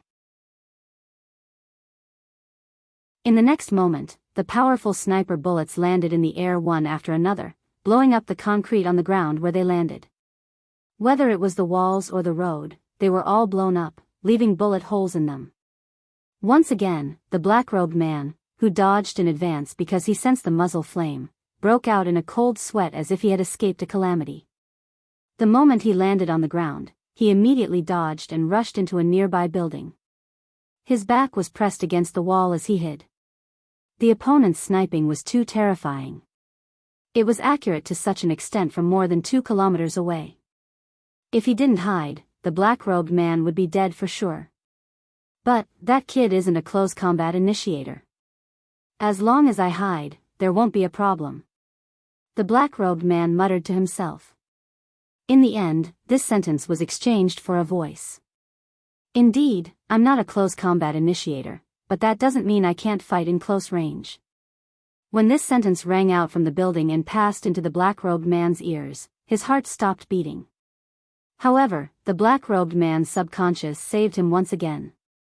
He subconsciously rushed forward and left the wall behind him. Bang! The wall suddenly exploded. A petite figure rushed in from the outside, directly passing through the rubble that was still flying in the air, and shot in the direction of the black-robed man. The sniper rifle in her hand was used as a blunt weapon, and she heavily swung it in the direction of the black-robed man. This time, the black-robed man couldn't react in time. A powerful attack that was as quick as a thunderbolt was simply beyond the standards of a human. The black-robed man could only watch as the sniper rifle, which was used as a blunt weapon, hit his body. Then, something unexpected happened. Clank! When the heavy sniper rifle hit the black-robed man's body, a crisp sound like hitting steel sounded from under the black robe. The black-robed man was knocked away by the powerful force. After rolling on the ground several times, he stopped, turned over, and jumped up, staring straight ahead. It's really surprising. I thought that the blow just now was enough to get rid of you. The one who said this was the petite girl holding the heavy sniper rifle. The girl was wearing a one-piece blue dress. Her slender and petite shoulders were exposed, and the sleeves were black.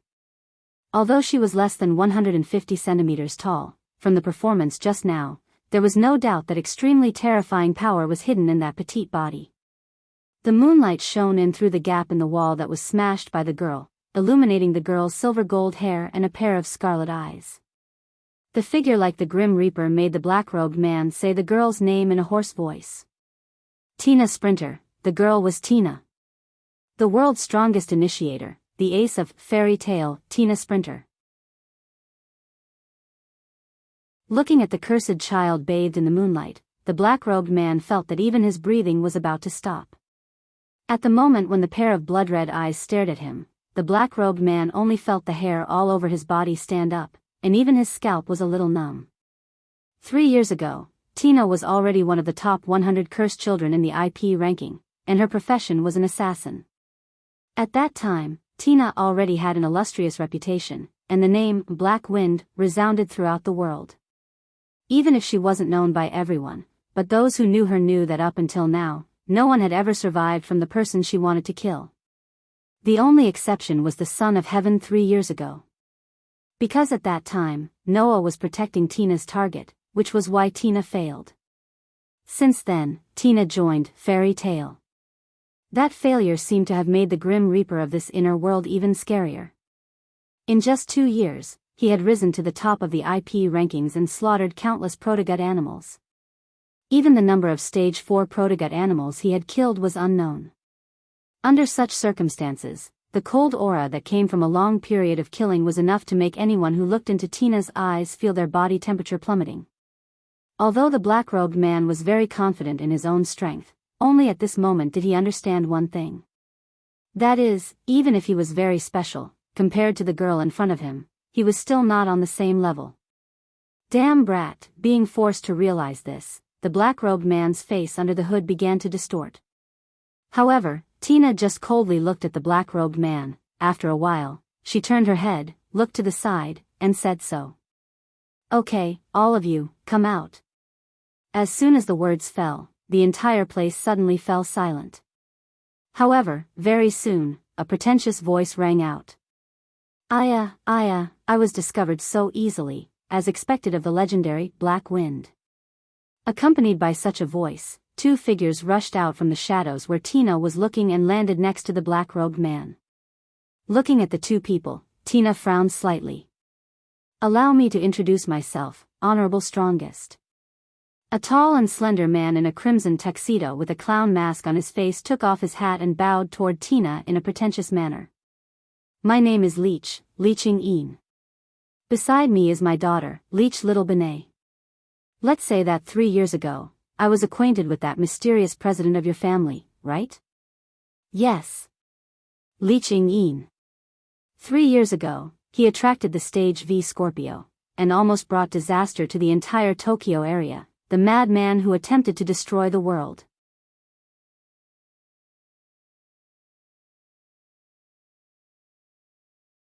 Chapter 2101. Leeching. Tina's furrowed brows slowly relaxed. Her scarlet eyes shot straight at Leeching, then turned to Benet Leech Jr. Leech Benet held a pair of odachi in his hands, his eyes also becoming incomparably scarlet, but with an innocent expression, he said these words. "Tina Sprinter, I know you. Dad told me that you're the strongest one among us." Saying this, Benet Leech Jr.'s murderous aura and blood energy rose. "So, I want to chop you up." Undoubtedly, his expression was so innocent, but Benet Leech Jr.'s words and aura were quite terrifying. In this regard, Tina's expression didn't even change. She said somewhat coldly, "You are not my opponent." Benet Leech Jr.'s eyes widened, and then his eyes became even more scarlet. Without a doubt, this cold-blooded cursed child was angry. "Dad," Benet Leech Jr. said without turning his head. "I want to chop her up. Even if you don't let me, I must chop her up." After saying this, Benet Leech Jr. didn't wait for Leeching's reply. His petite figure suddenly moved, like a mantis stalking a cicada, and raised the odachi in his hands high. Duh!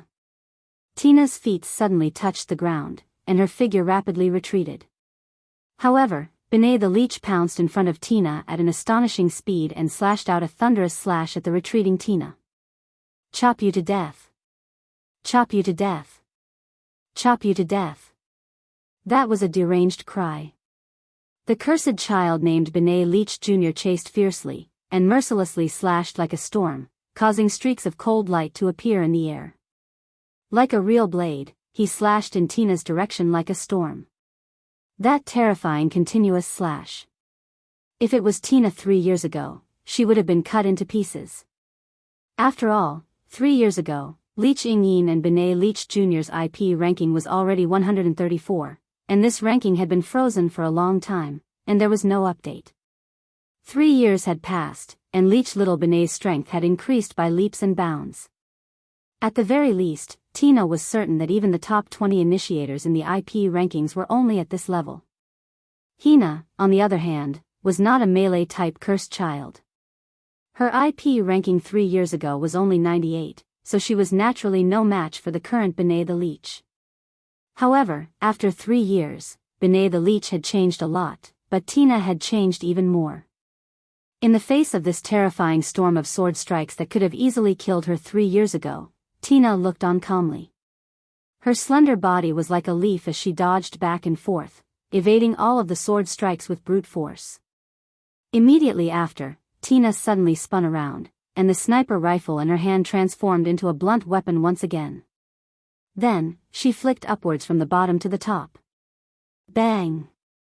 Benet Leech didn't even have the chance to dodge. He was smashed in the chin by the butt of the sniper rifle. He flew out like a bullet, brushing past Leeching's side and smashing into the wall. Guha! Benet Leech spat out the air in his lungs.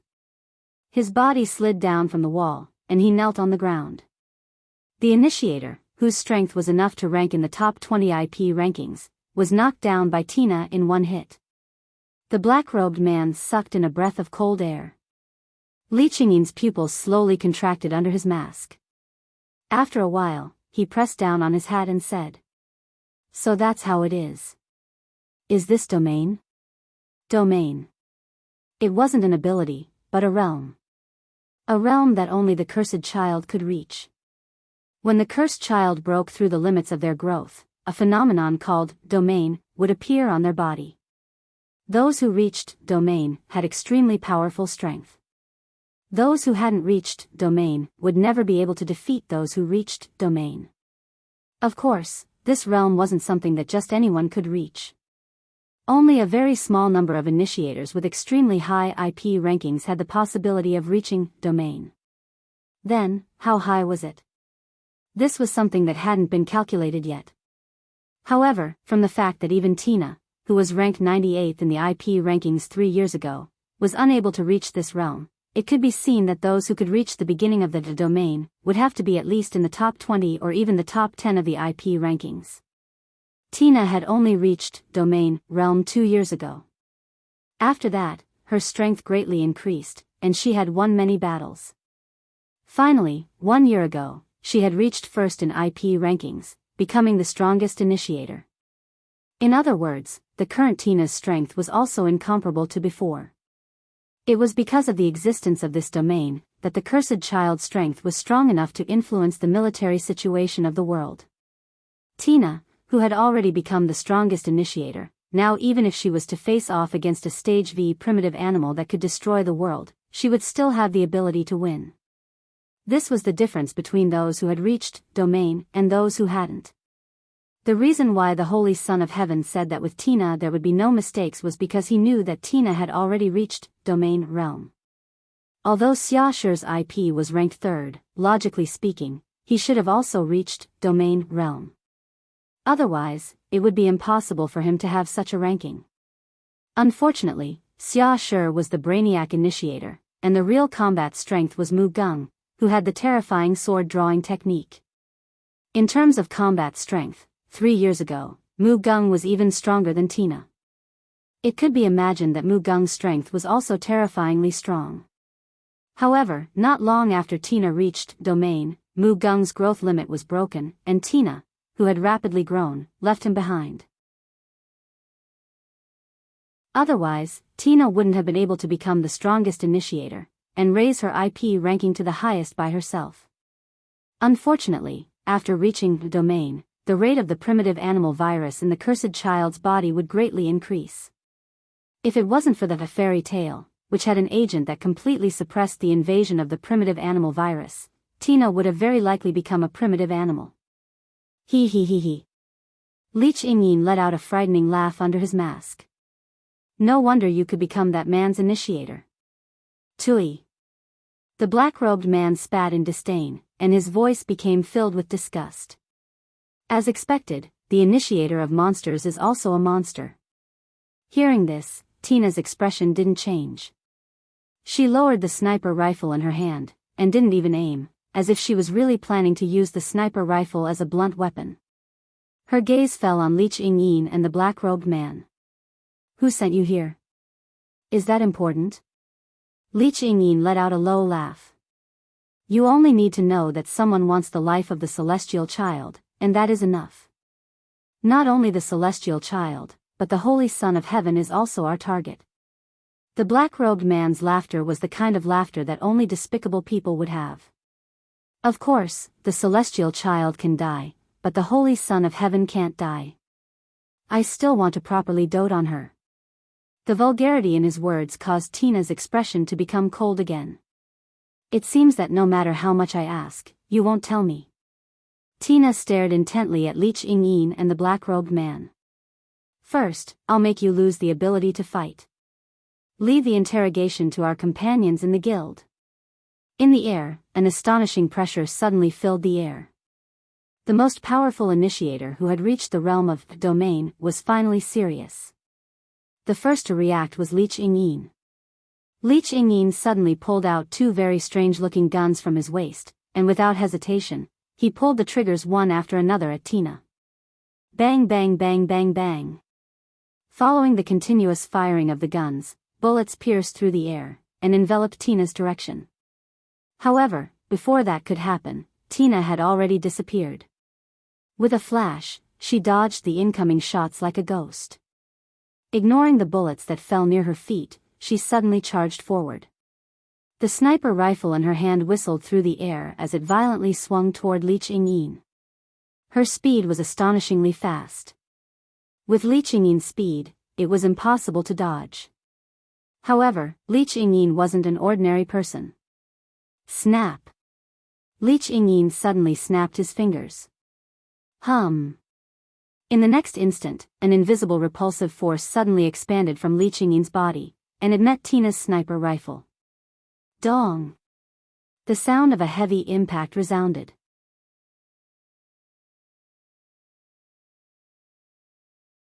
Chapter 2102. Boom! The powerful sniper rifle and the invisible repulsive field collided with each other. Not only was there a heavy muffled sound, but there was also a strong gust of wind that attacked the surroundings. Hina was surprised by the result. While Hina was still in shock, an ugly voice came from behind her. Did you forget about me? Stinky brat. Following this sentence, a black-robed figure whose entire body was shrouded in black robes sprang out from behind Tina and raised his fist before abruptly swinging it down. Boom! The moment the muffled explosion sounded, the entire ground was smashed into pieces by the heavy punch. Like glass, the ground cracked and collapsed. Rubble and debris shot out in all directions like bullets. Li Qingyin, who was closest to Hina, snapped his fingers again, and a repulsive force spread out, deflecting the rubble and debris. As for the black-robed man, he didn't even have time to react. He just let the rubble and debris fall on his body, causing a series of ding-ding-dang-dang sounds. Then, the two turned their heads at the same time and looked in the same direction. There, Hina just happened to fall from the sky. Obviously, when the black-robed man's shocking punch came, Hina had already jumped and dodged in advance. After standing still, Hina looked up and stared at Li Qingyin and the black-robed man. Her eyes began to change. So that's how it is? Hina whispered. Are you also the product of the new human creation project? If that wasn't the case, then there was no way to explain the repulsive force that Li Qingyin used and the black-robed man's strength and defense. It was obvious that it wasn't a power that an ordinary human could have. Li Qingyin had an imaginary device implanted in his body that could create a repulsive force field within a certain range. The black-robed man's body must have been modified as well. He probably had a mechanical body like Rentaro. Both of them were mechanical soldiers created by the new human creation project. Speaking of which, you're also a product of the new human creation project, right? Li Qingyin seemed to have thought of something and looked at Hina with a burning gaze. With a chip implanted in his brain, he can control a small reconnaissance aircraft called Sandfeld from a long distance. He can snipe from a very long distance and control all the information within his reconnaissance range. He's a super existence that combines the power of the cursed child and the mechanical soldiers. Furthermore, he's reached the realm of domain. I really want you to join us. Unfortunately, I won't betray my brother, Hina said without hesitation. The only person I can follow is my brother. But that guy has already disappeared, the black-robed man said with a cursing tone and a smile. Maybe that guy is already dead. As soon as he said that. Whoosh! Tina's body transformed into a series of afterimages as she hurtled toward the black-robed figure. The black-robed man was shocked. He quickly crossed his arms and blocked in front of himself. In the next moment, a sharp military dagger was tightly grasped in Hina's hand. With a cold glint, she stabbed at the black-robed man like raindrops. Ding ding ding ding ding. The continuous stabs landed on the black-robed man's body, causing a series of crisp sounds. Ha ha ha ha. The black-robed man laughed out loud. It's useless. No matter what kind of attack it is, it can't hurt me. Hina ignored the ear-piercing laughter. The military dagger in her hand continued to stab. The onlookers could only see the cold glint of the dagger as it landed on the black-robed man's body, causing a series of crisp sounds. The first person to realize that something was wrong was still Li Qingyin. That idiot. Li Qingyin raised his gun without hesitation and pointed it at Hina. However, Hina suddenly took a step and darted into the black-robed man's shadow. Li Qingyin's gun suddenly lost its target. That was because Hina's petite body was completely blocked by the black-robed man. Under such circumstances, Hina continued to stab the black-robed man's body with the military dagger. If one looked closely, they would realize that Hina's relentless stabs all landed on the black-robed man's left shoulder joint. Thus, when Hina stabbed the military dagger for the umpteenth time, there was no crisp sound this time. Crack. The sound of something cracking suddenly came from the black-robed man's left shoulder. What? The black-robed man cried out. Tisk. Li Qingyin was speechless. He gave up on the gun and rushed out. He activated the imaginary device in his body and concentrated the repulsive force field on his palm, forming an invisible repulsive force spear. Ah! Leech Benet Jr. finally recovered from his injuries with the strong regenerative ability of the cursed child. He held two odachi and pounced like a crazy demon. In the end, no one noticed. While Hina was stabbing the black-robed man endlessly, the sniper rifle in her other hand was already pointed at the ground. When Li Qingyin and Leech Benet Jr. were behind her, Hina's voice echoed. Explosive bullet. With that, Hina pulled the trigger of the sniper rifle. Boom! In the uninhabited building, a violent explosion suddenly occurred. Flames surged out of the building like a wave and instantly shattered the glass and walls. The pedestrians on the road were all shocked. Looking at the unoccupied buildings filled with flames, one by one, they were shocked, panicked, and in a commotion. Some even began to call the police. The explosion set the building ablaze and instantly created a fire scene. No one knew that the building was not on fire, but that someone was fighting. Gulp, cough, ugh. In the center of the explosion, in the building that had turned into a sea of fire, Li Qingyin, Leech Benet Jr., and the black-robed man were all on the ground. Their bodies were charred black and they let out muffled groans. Although they were not killed by the explosion, they were severely injured. Hina was standing in the middle, but she was not affected at all. She threw away the sniper rifle that had exploded because of the powerful explosive bullet and held a military dagger in her hand. She looked at the black-robed man and said coldly, "This is what you get for speaking rudely to my brother. Bastard." The black-robed man's face was ferocious. So strong. Leech Benet Jr. finally showed an expression of fear. Really, a monster. Li Qingyin could not help but let out a bitter laugh. Because, no one knew better than these three people why Hina was unscathed in the face of the explosion that did not distinguish between friend and foe. At the moment of the explosion, Hina released three spherical objects.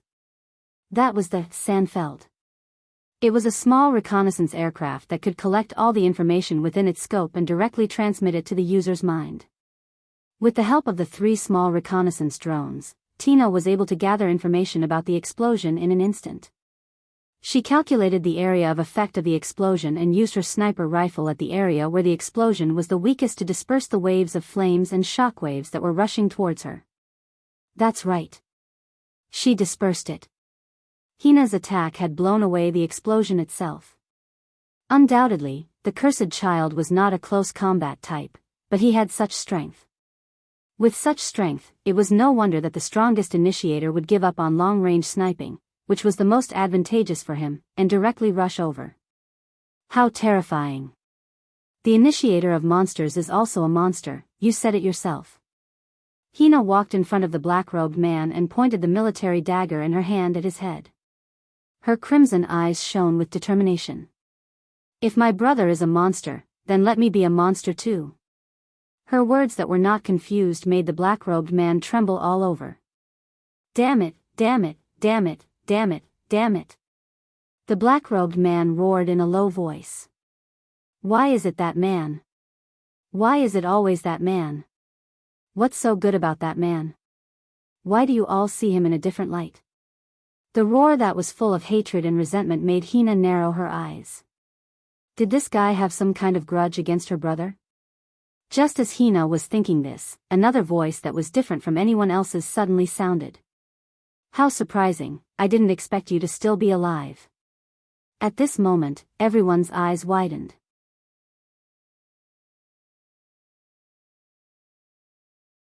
Chapter 2103.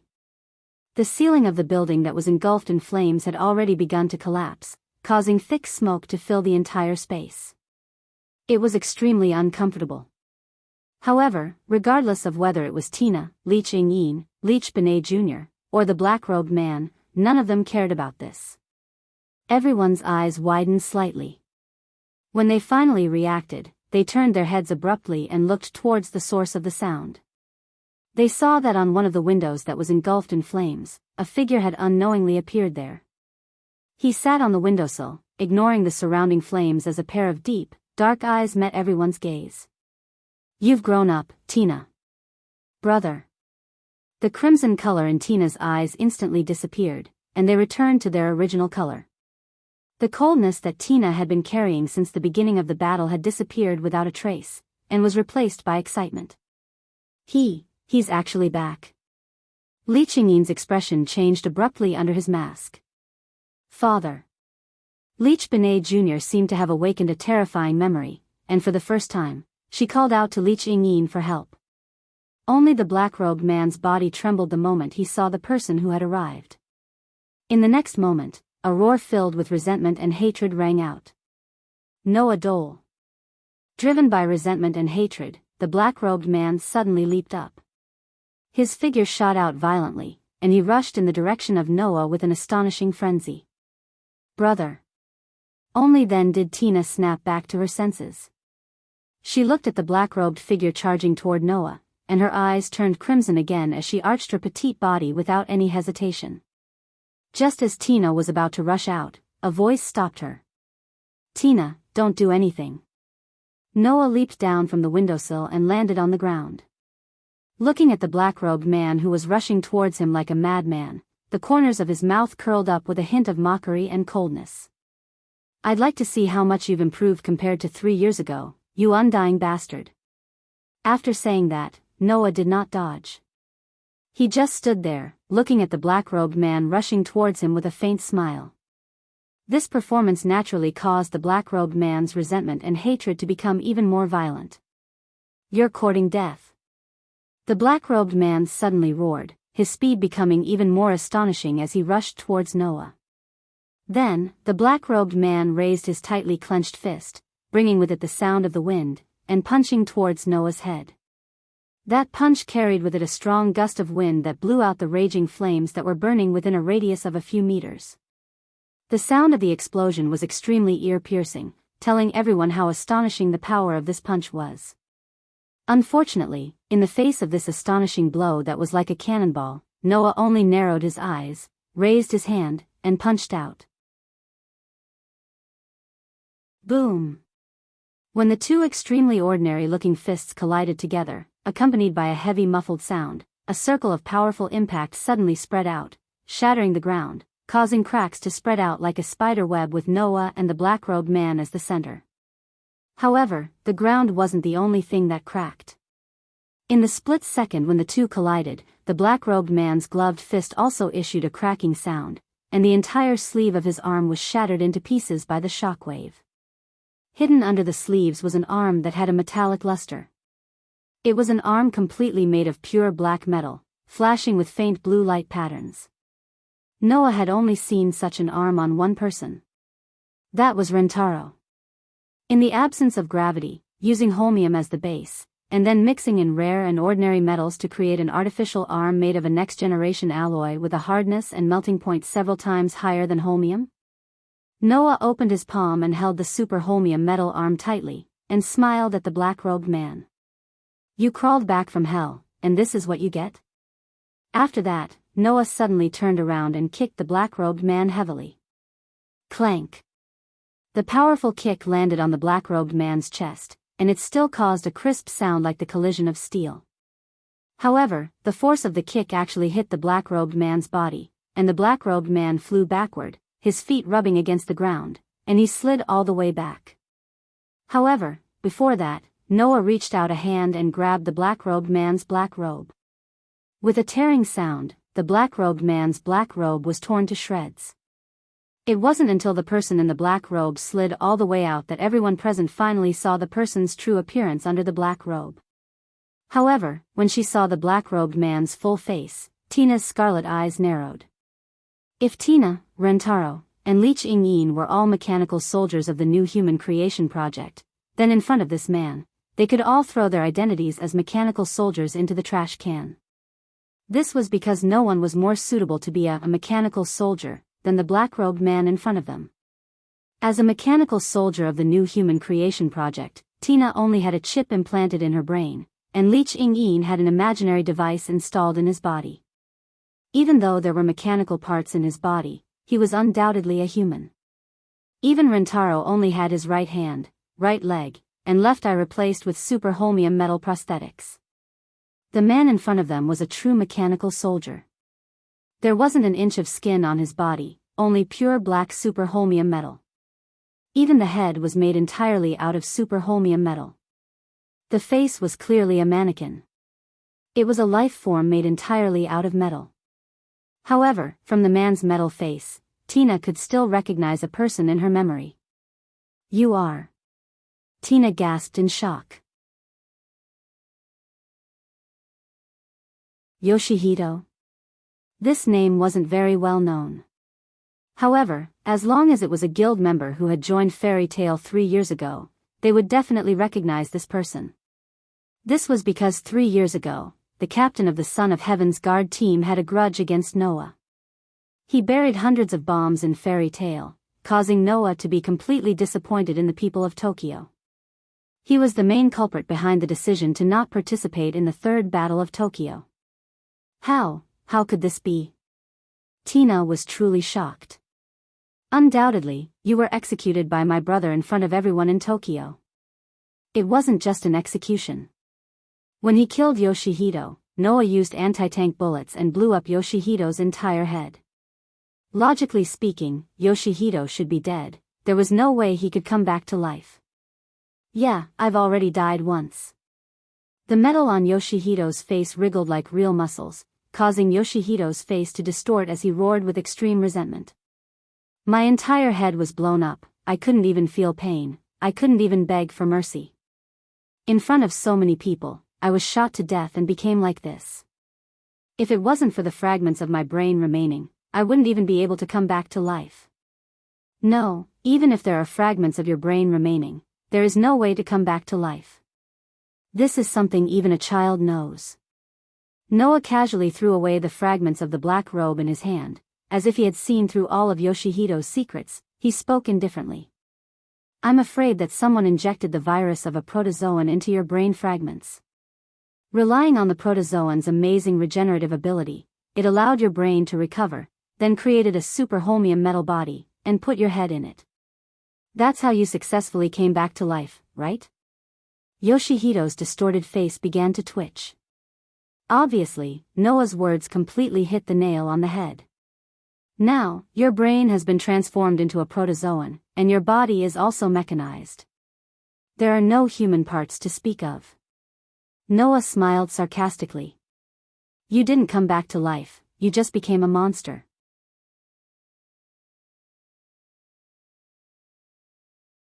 Chapter 2104. Noah's words pierced deeply into Zhuo Wei's heart, causing blood to rush to his head. "I'll kill you. I'll kill you." Zhuo Wei roared crazily. "I'll definitely kill you." Just as Zhuo Wei was about to charge out again, a hand gripped his shoulder tightly. "Unfortunately, it's almost time." Lee Ching-yin pressed down on his cracked mask with one hand and pressed down on Zhuo Ren's shoulder with the other as he spoke in an unquestionable tone. "The attack should have already begun. If we continue to stay here, we'll just be digging our own graves." Zhuo Wei glared angrily at Lee Ching-yin. However, Zhuo Wei's angry glare was met with a murderous glare from Lee Ching-yin under his mask. "If you don't want to listen to me, I don't mind making you listen to me." That deep and emotionless voice made Zhuo Wei's heart tremble slightly. Although Zhuo Wei had been modified into a mechanical soldier and was no longer an incompetent weakling like 3 years ago, Zhuo Wei was still no match for Li Qingyin. After all, Zhuo Wei was different from Zhuo Wei, who only relied on his mechanical soldier's super holmium metal body to fight. Not only could Li Qingyin skillfully use the virtual device in his body, but his combat skills were also quite powerful. Zhuo Wei could not compare to him. Zhuo Wei was just an incompetent captain of the security team. He was not like Li Qingyin, who had killed countless people in his life. He was extremely cruel and even tried to destroy the world. It was impossible for Zhuo Wei not to be afraid in the face of such a crazy person. Zhuo Wei could only unwillingly lower his arm and roar at Noah with a twisted face. "Remember, one day, I'll kill you with my own hands." After saying that, Li Qingyin grabbed Zhuo Ren with one hand and leaped into the blazing sea of fire with Leech Little Benet, disappearing without a trace. "Wait." Tina wanted to chase after them, but Noah stopped her again. "Don't worry about them. We'll deal with them later," Noah said. "What's important now is Mugging. Let's go there first." "Young Mistress Mugging?" Tina was first taken aback before coming to a realization. "Could it be, that's right, their mission was to lure you away. You've fallen into their trap." Noah turned his head and looked in the direction of the sacred residence. Mugging should have suffered a real attack. It's more important to rush there now. It was just as Noah had thought. After Tina was lured away by Zhuo Ren, Yingyin the Leech, and Benet the Leech, a group of people attacked the holy abode. Bang, bang, bang, bang, bang. Amidst the chaotic gunfire, a group of people wearing bulletproof vests and gas masks were hiding behind cars, trees, and all kinds of cover, firing in the direction of the holy residence. The guards of the holy residence were fighting back. They used the entire holy residence as cover, holding guns and constantly shooting at the terrorist troops. Compared to 3 years ago, Holy Sun had obviously spent a lot of effort on the guards. The guards today were not as incompetent as they were 3 years ago. Although they were caught off guard, they still organized an effective counterattack and firmly blocked the terrorists outside the holy residence. Among them, Xia Shi also held a submachine gun and constantly pulled the trigger, letting the bullets rain out like raindrops, restraining the terrorists' footsteps. Behind Xia Shi, Mugging calmly held a knife, and beside her was Holy Sun. Bang! A grenade was thrown over, but it was shot by Xia Shi. It exploded in midair, setting off a strong wave of fire and impact. However, this grenade completely tilted the battle in the direction of the terrorists. As if they were inspired, the terrorists threw grenades one after another. Bang bang bang bang bang. Explosions sounded one after another, blowing up the guards of the holy residence one after another. Some were even blown away by the waves of fire and impact, rolling on the ground in a sorry state and crying out. Under the powerful firepower attack, the terrorists finally came out from behind the cover. Like an army, one by one, they approached Mugging and Holy Sun. "Miss Mugging." Xia Shi did not panic, but looked at Mugging calmly. "President Tiantong." Holy Sun tightly held his hands in front of him and cast his gaze on Mugging. Under the gaze of Xia Shi and Holy Sun, Mugging only slowly put her hand on the hilt of the knife, and her eyes began to become sharp. Just as the knife ghost was about to show his power, an accident happened. Poochie. A strange sound suddenly sounded. In the terrorist group that came out in full force, the head of the attacker who rushed at the front suddenly exploded, splashing a large amount of blood and brain matter, and slowly falling to the ground. The sudden sacrifice caused the entire terrorist group to subconsciously stop in their tracks. However, the moment they stopped, the terrorists' doomsday also arrived. Shio shio shio shio shio. Sniper bullets suddenly cut through the air, with a sharp sound that surpassed the speed of sound, fiercely attacking point one by one. The terrorists' heads were shot through by the sniper bullets, and with the last cry of their lives, they fell to the ground and lost consciousness forever. The group of terrorists had no way to find where the enemy was, and suddenly panicked. However, the sniper bullets that brought death continued, and the terrorists fell one by one. Pools of blood stained the ground red. Seeing this scene, Mugging breathed a sigh of relief and smiled slightly. Looks like Tina made it in time. Obviously, when the attack came and Tina did not appear, Mugging had already guessed that Tina was lured away by someone else. Now, Tina had obviously defeated the interferer and joined the battle. Apart from Tina, there was no one else in Mugging's memory who was able to hit their target with a 100% accuracy rate. Moreover, Mugging had already discovered that Tina's Sandfeld had moved here and was investigating the scene. There was no clearer signal than this. Tina made it in time? Xiaoshi seemed to be relieved. Then there's no problem. They both belonged to the Fairy Tale Guild, and he was Tina's closest playmate, so no one knew how terrifying Tina's strength was better than Xiaoshi. To put it bluntly, if Tina was willing, even if she were to attack a large country, it would only be a matter of time before the country was destroyed, unless there was someone who had also reached the level of domain in the country. Even if it was close combat, which was her weakest point, the current Tina could easily defeat almost all of the cursed children. Once she went into sniping, which she was most proficient in, she was truly invincible. Therefore, in Xiaoshi's opinion, since Tina had made it in time, then there was no problem. However, the Holy Sun who had been protected all this time shook his head. No, it's not over yet. Yes. It was not over yet.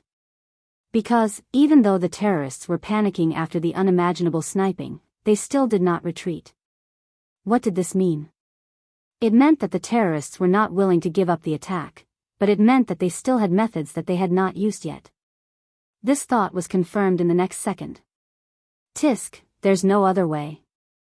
A guy who looked like the leader of the terrorists took out a communication device and shouted into it. Release that. Just as the leader of the terrorists finished speaking, a military helicopter flew over from midair. That's. Mugging and the Holy Sun seemed to have thought of something, and their expressions changed slightly. Xiaoshi focused his attention on another place. That was a large metal box that the military helicopter was carrying. The military helicopter that flew above the holy residence directly released the steel rope that was holding the metal box, and the huge metal box fell from midair and landed heavily on the ground. Quick! The leader of the terrorists hurriedly ordered. Open it. A few of the terrorists immediately ran around the metal box and pressed the combination lock. At this moment, Mugging, the Holy Sun, and Xiaoshi had an ominous feeling in their hearts.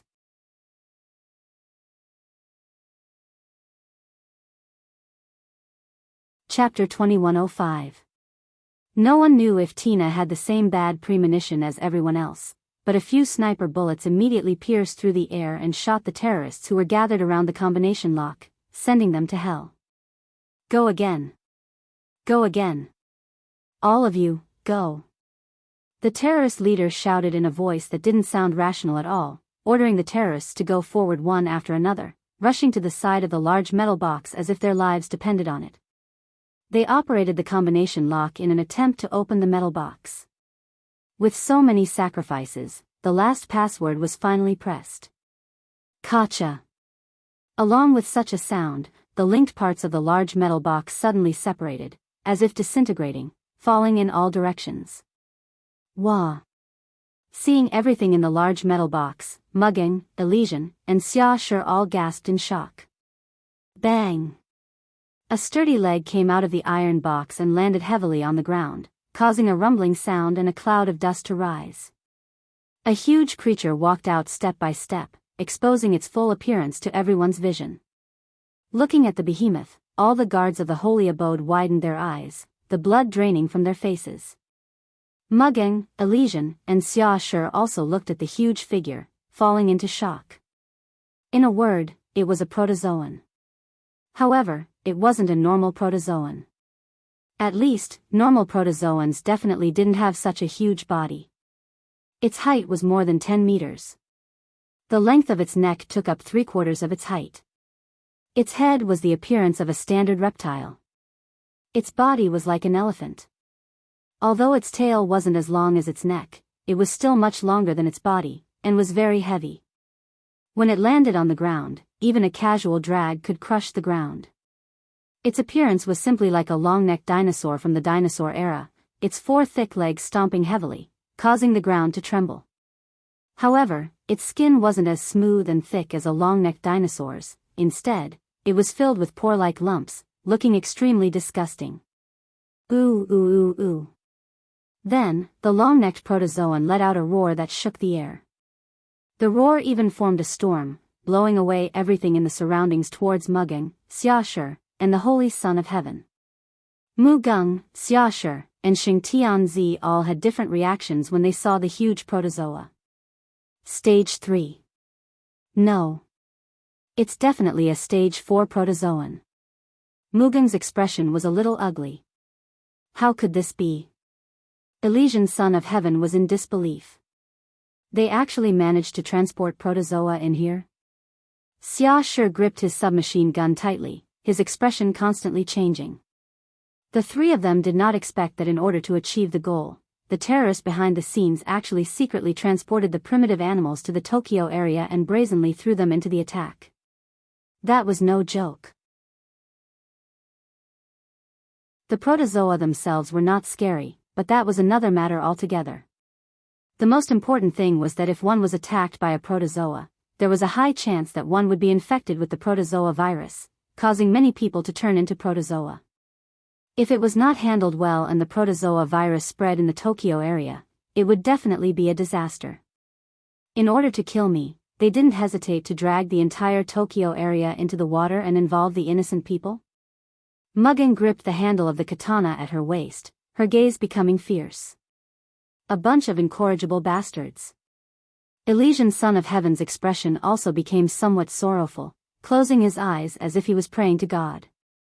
Under such circumstances, the terrorist leader pointed in Mugung's direction and actually ordered the protozoa. Kill her.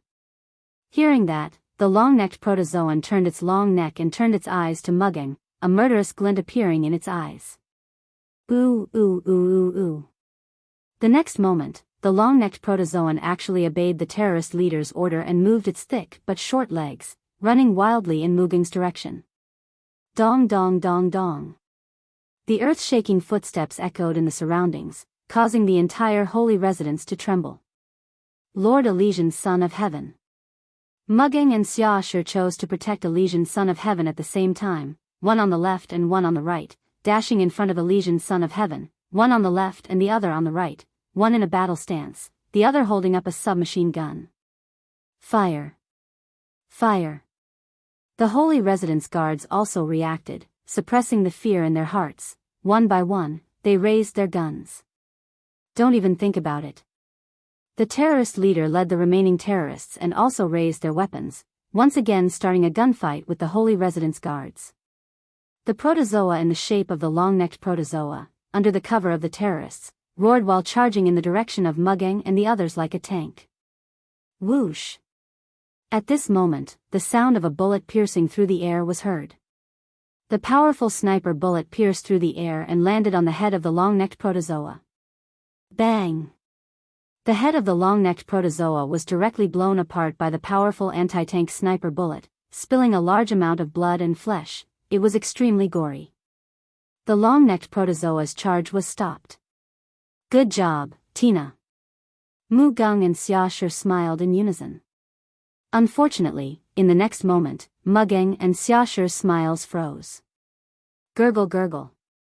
In a creepy squirming sound, the flesh on the neck of the long-necked protozoa suddenly bulged out. In the next second, the head of the long-necked protozoa returned to its original state, roaring loudly. Seeing this scene clearly, whether it was Mugung, Xiaoshi, or the Holy Sun, all of them were shocked. Holmium is ineffective? The metal that could weaken the activity of the protozoa's virus, causing protozoa to lose their regenerative ability holmium. It was because of this metal that humans obtained the means to effectively kill protozoa and were able to survive. However, the long-necked protozoa in front of them had regenerated after suffering a fatal injury. No one would think that Tina's sniping would not use holmium bullets when the enemy was a protozoa. In this case, there was only one explanation that could explain the phenomenon before them. Holmium was ineffective.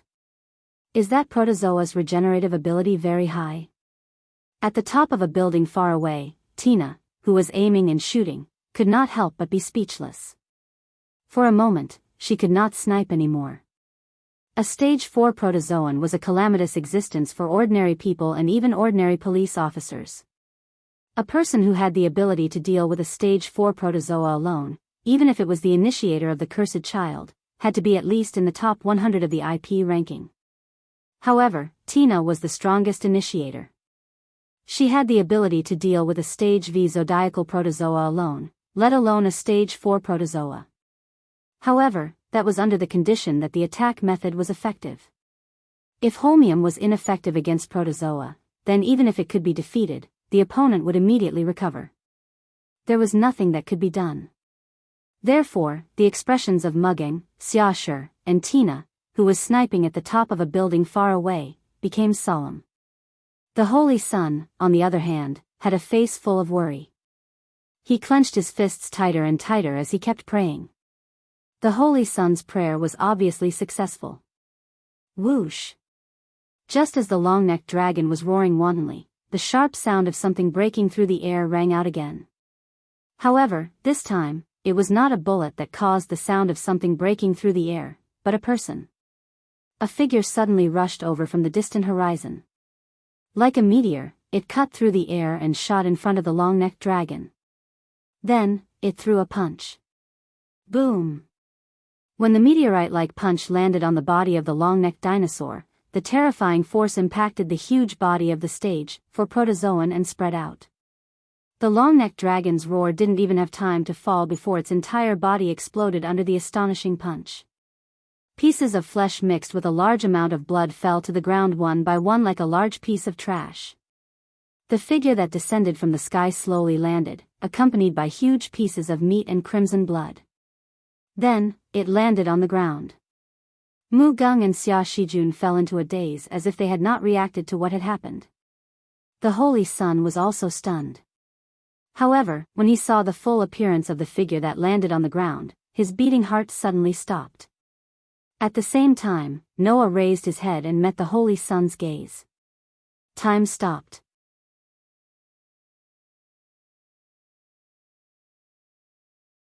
Chapter 2106. Perhaps it was just an illusion. However, at this moment, everything in the world seemed to have disappeared, leaving only a man and a woman, looking at each other. Noah and the Holy Son of Heaven looked at each other, and they could clearly see the emotions in each other's eyes.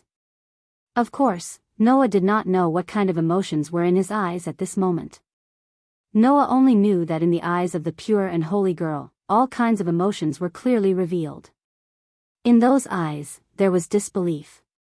In those eyes, there was disbelief. In those eyes, there was an extremely strong joy. In that pair of eyes, there was an unprecedented emotion of excitement. Although all of this was only shown in those watery eyes, Noah undoubtedly felt it for nothing. 3 years was like one day. With just one look, Noah could confirm that the pure and holy girl in front of him was still the same as the head of state who confessed in front of him 3 years ago. She had not changed at all. At the very least, the feelings in the deepest part of his heart would be completely revealed with just this look in his eyes. Thus, Noah's expression unknowingly softened.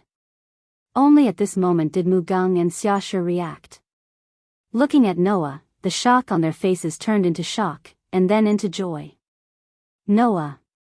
President. Hearing Mugung and Xiaoshi's call, Noah retracted his gaze from the Holy Son of Heaven and turned to the two girls. However, the current situation was clearly not suitable for reminiscing. How? How is this possible?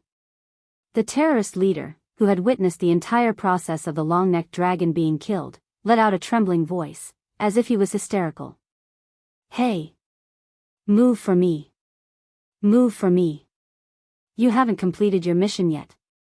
You're not allowed to die here. How much do you think it costs to nurture you? Hurry up and get up. Amidst the terrorist leader's shout, the pieces of flesh of the long-necked dragon that had been blown apart suddenly wriggled up. The surprise on Mugging and Xiaoshi's faces faded, and they became alert again. The Holy Son of Heaven also realized that this was not the time to be happy, and his face tensed up again. Even Noah frowned slightly. He looked at the pieces of wriggling flesh around him and muttered softly.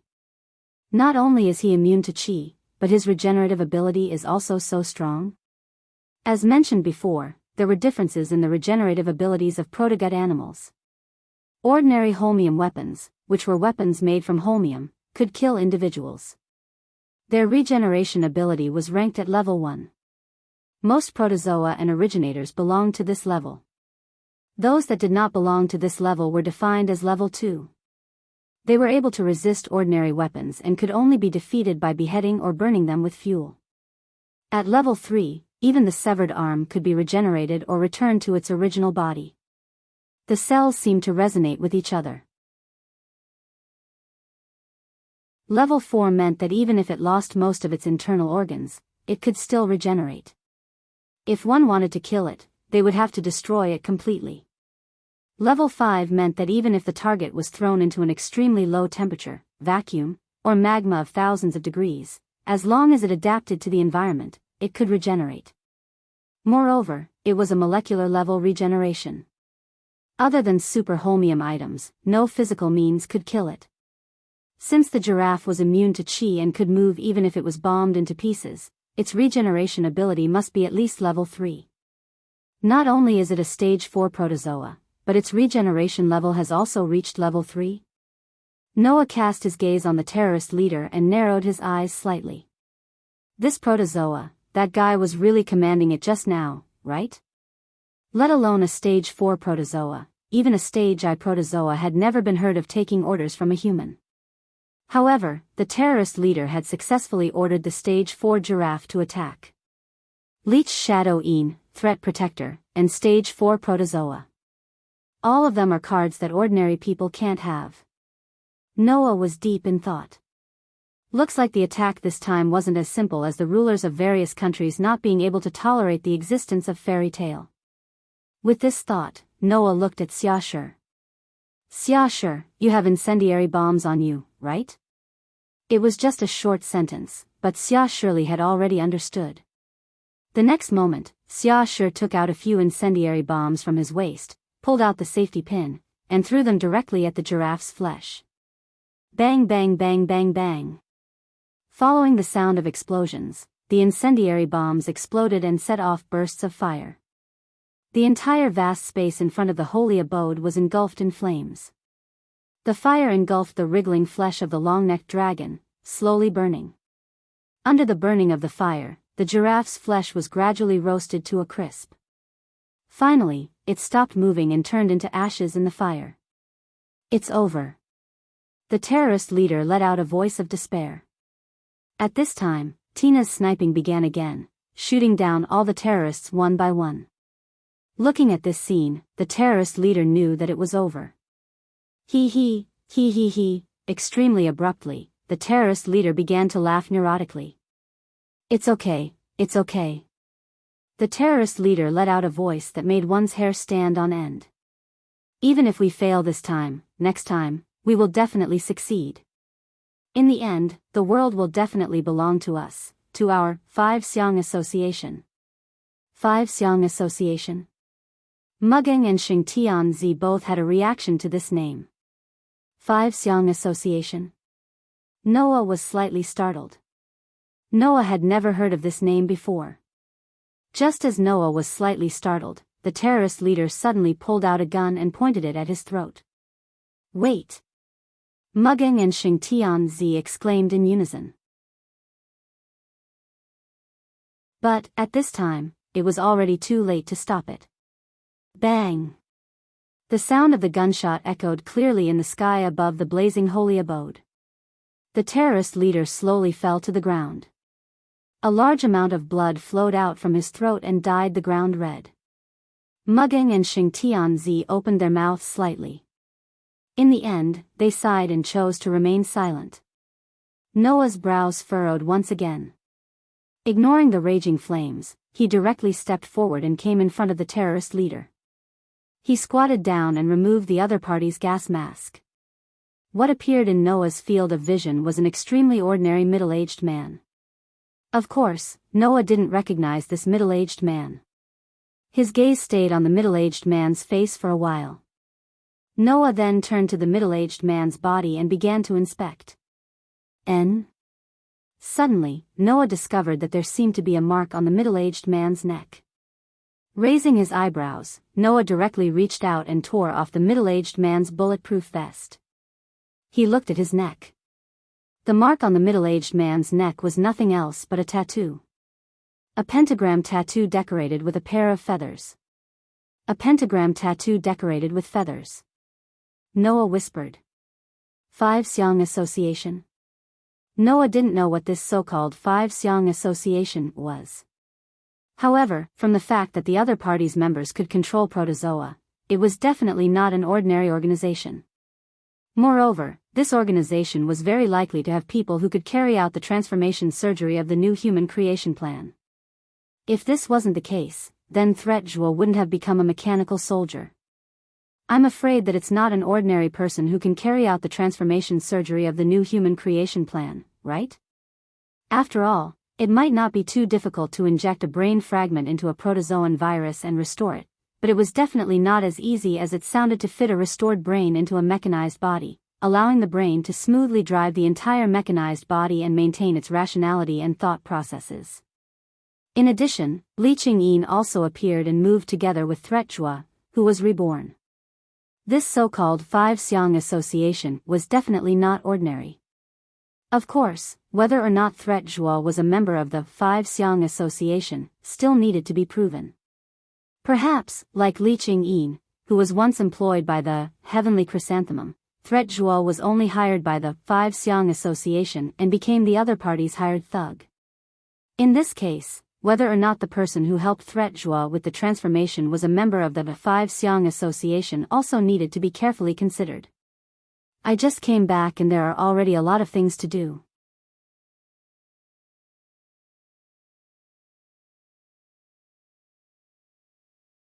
Chapter 2107. The ambush came to an end just like that.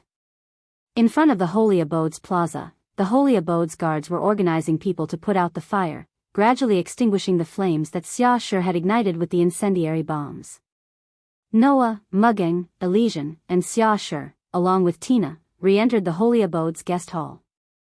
Seriously, where have you been these 3 years? Mugging put her hands on her hips and threw a tantrum at Noah, as if she was accusing him. You haven't made a single call, you haven't sent back a single message, even your whereabouts are a complete mystery, even the guild's intelligence department didn't have a clue, and the various countries in the world couldn't find a trace of you. Those who don't know would really think that you were swallowed by some protozoan. When Mugging was throwing a tantrum, Xia Shi and Tina also stood on his left and right, and they had no intention of mediating at all. They looked at Noah with one of their eyes full of blame and the other full of indignation. 3 years ago, no matter whether it was Xia Shi or Tina, although they were both frigid and muddle-headed, the only thing they had in common was that they were very close to Noah, and very clingy to Noah. But now, neither Xia Shi nor Tina spoke up for Noah, clearly worried that Noah had really met with some mishap, which was why they were so angry when they saw him again. Even the more docile Elysian chose not to speak up for Noah at this time, only sitting there, staring at Noah, as if waiting for Noah to give an explanation. In response, Noah could only smile bitterly. Am I not back now? That one sentence caused the expressions of all the girls to become a little colder. I say, President Noah, Mugging said with a fake smile. Do you know that your words make you sound like a heartless man? You've been wandering around outside for so long, and that's the only explanation you can come back with? What heartless man? Noah rolled his eyes. You're not my wives. I'm just a hands-off boss, right? Xia Shi and Tina glanced at each other upon hearing this, and the holy heavenly child's expression became even more indescribable. Meanwhile, Mu Gung exploded. It's because you've become a hands-off manager that I've had to work so hard for the past 3 years. Mugging slammed his hands on the table in front of Noah and glared at Noah. You know I'm not your wife, and yet you've thrown your home to me to take care of. Do you think it's easy for me to help you build a fairyland? Okay. I know you've worked hard. I'll definitely give you a satisfactory compensation later, okay? Noah didn't know whether to laugh or cry as he pressed Muging's shoulder and pushed her back to her seat. What's the matter? Let's talk about it at home, okay? Not your wife's housekeeper. Noah's teasing words made Muging grit her teeth in anger. Tina, sure, you've worked hard too. Noah turned to the two girls and reached out to pat their heads. I'm sorry for throwing so many things at you. Under Noah's affectionate gesture, the resentment in Tina and Xiaoshu's hearts dissipated quite a bit, replaced by the attachment to Noah that had been hidden deep in their hearts for the past 3 years. Please don't say that, brother. Tina smiled at Noah. You've changed my fate as a dirty assassin, and let me find a true home. Compared to the shameful work I've done before, the things I've done in the past 3 years really aren't hard at all. I think so too. Xiaoshu's expression didn't change, but his eyes were fixed on Noah. If it weren't for the president, I might have died long ago, not to mention getting a new life. I'm very satisfied with my current life, and I don't think it's hard at all. That's good. Noah patted Tina and Xiaoshu's heads affectionately. I'll have a good chat with you later. Now, let me talk about business. With that, Noah glanced at Holy Son of Heaven. Sensing Noah's gaze, Holy Son of Heaven immediately understood that Noah's words were also directed at him, and his heartbeat quickened. What? Only Muging threw a tantrum. I'm just complaining, I'm not really blaming him. Looking at Muging's tantrum, Noah really didn't know whether to laugh or cry. When he saw Muging on TV, Noah thought that this orphan of the Tentong family had changed a lot, and compared to 3 years ago, she was much more mature in all aspects. Now, Noah knew that in fact, although this girl was mature, some aspects still hadn't changed. It was exactly the same as 3 years ago. Okay. Noah became serious and asked such a sentence. What is that, Wuxiang Association? Everyone restrained the expression on their faces and became serious. Then, Muging spoke. Actually, we don't know the origin of this so-called Wuxiang Association. You don't know? Noah was a little stunned.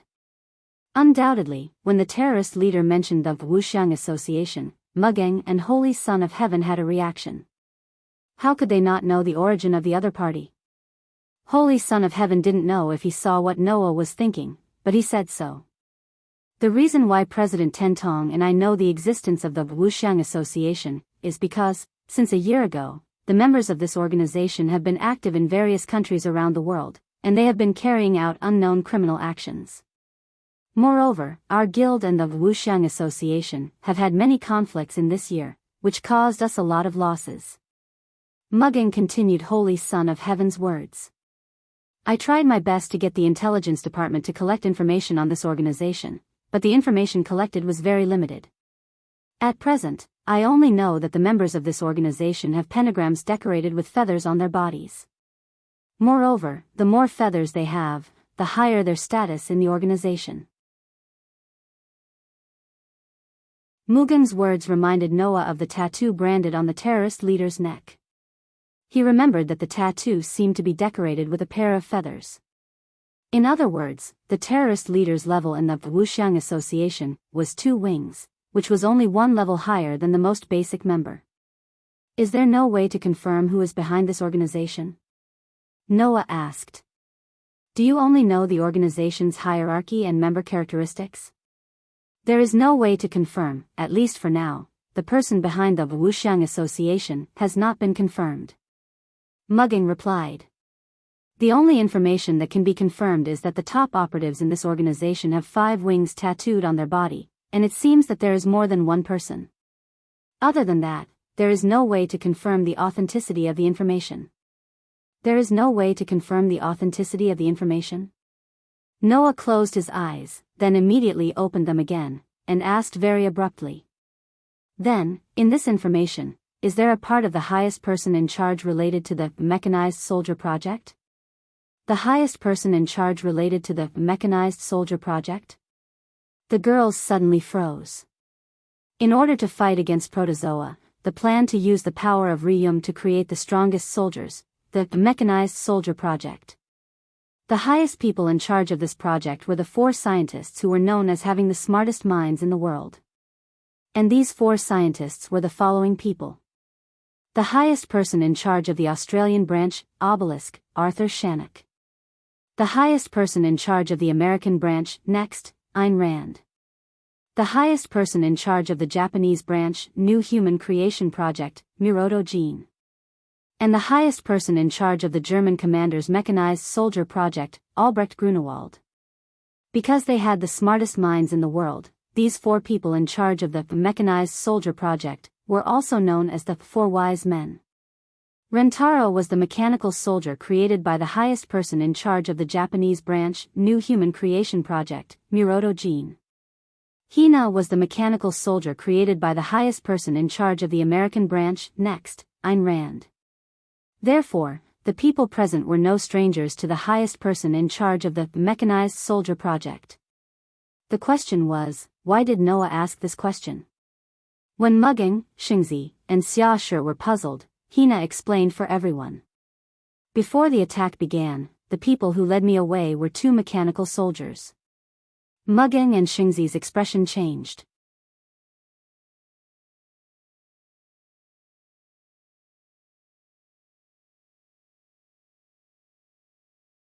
Chapter 2108.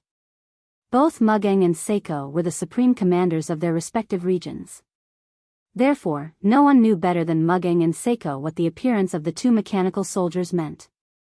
In the past, in order to defeat the protozoa, the 4 scientists known as the 4 Wise Men gathered together and launched the Mechanized Soldier Project, intending to use it to fight against the protozoa and save mankind.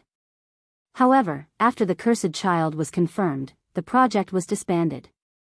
The reason was simple. It was because it cost a lot to build a mechanical soldier. Take Rentaro for example. His metal prosthetic limbs were made from suNI. Not to mention the labor required in the manufacturing process, just the suNI metal alone required a lot of money. Although suNI was only an alloy, in the current era where the protozoa were rampant, suNI was a precious metal that even protozoa with a level 5 regenerative ability had a chance of eliminating. Its value was definitely much more expensive than gold of the same amount. Just think about it.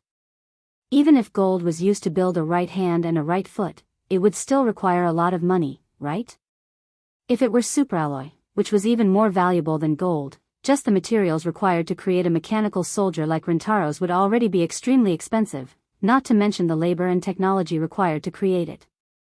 Noah didn't even know which tycoon had the ability to spend so much money to gather so many superalloy metals and build an entire human body, transforming that useless piece of trash, bodyguard Zhua, into a mechanical soldier. One could only imagine how much money was needed to build a mechanical soldier. The cursed child, on the other hand, was born with power beyond the scope of human beings. In comparison, if there was a cursed child that didn't need to be cultivated, naturally, no one would think that it was worthwhile to spend money on the production of mechanical soldiers. Therefore, the Mechanized Soldier Project, which was once created by the 4 smartest minds in the world, was naturally announced as a failure. All the research institutes were disbanded, and the mechanical soldiers that had been produced were dismissed. Now, almost all of the mechanical soldiers that had been produced had become facilitators, leading powerful initiators to form police partners. In the IP ranking, most of the facilitators among the high-ranking police partners were mechanical soldiers. Li Chingyin, for example, had been ranked 134th on the IP rankings a few years ago. Now, he was almost in the top 30. Take Rentaro for example. After 3 years of hard work and training, he was now ranked 7th on the IP rankings.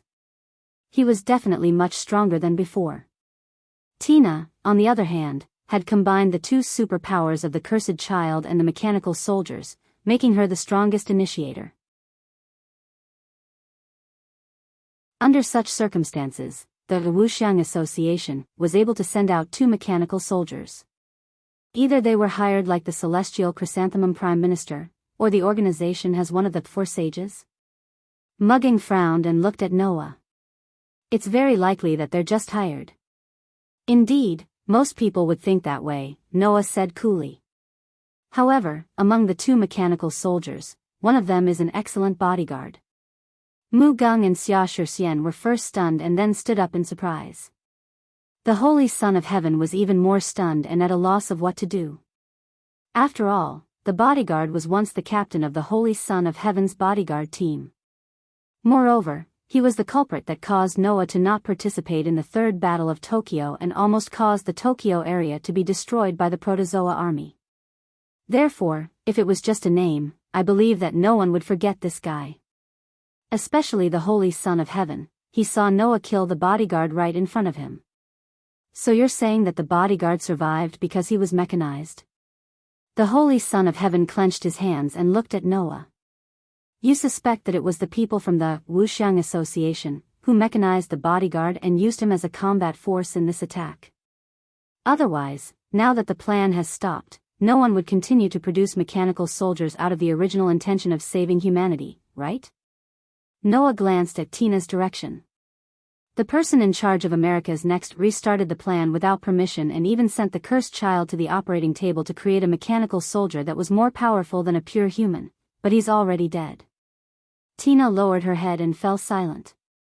Noah reached out and patted Tina's head in silent consolation before continuing, "Don't worry.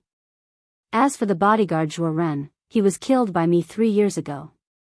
Now that he has reappeared as a mechanical soldier, it must be one of the 4 sages who initiated the plan without permission and threw him into the attack launched by the 5 Xiang Association.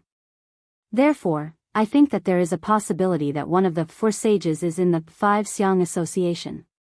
Mugging and the Holy Son of Heaven looked at each other and fell into a state of shock.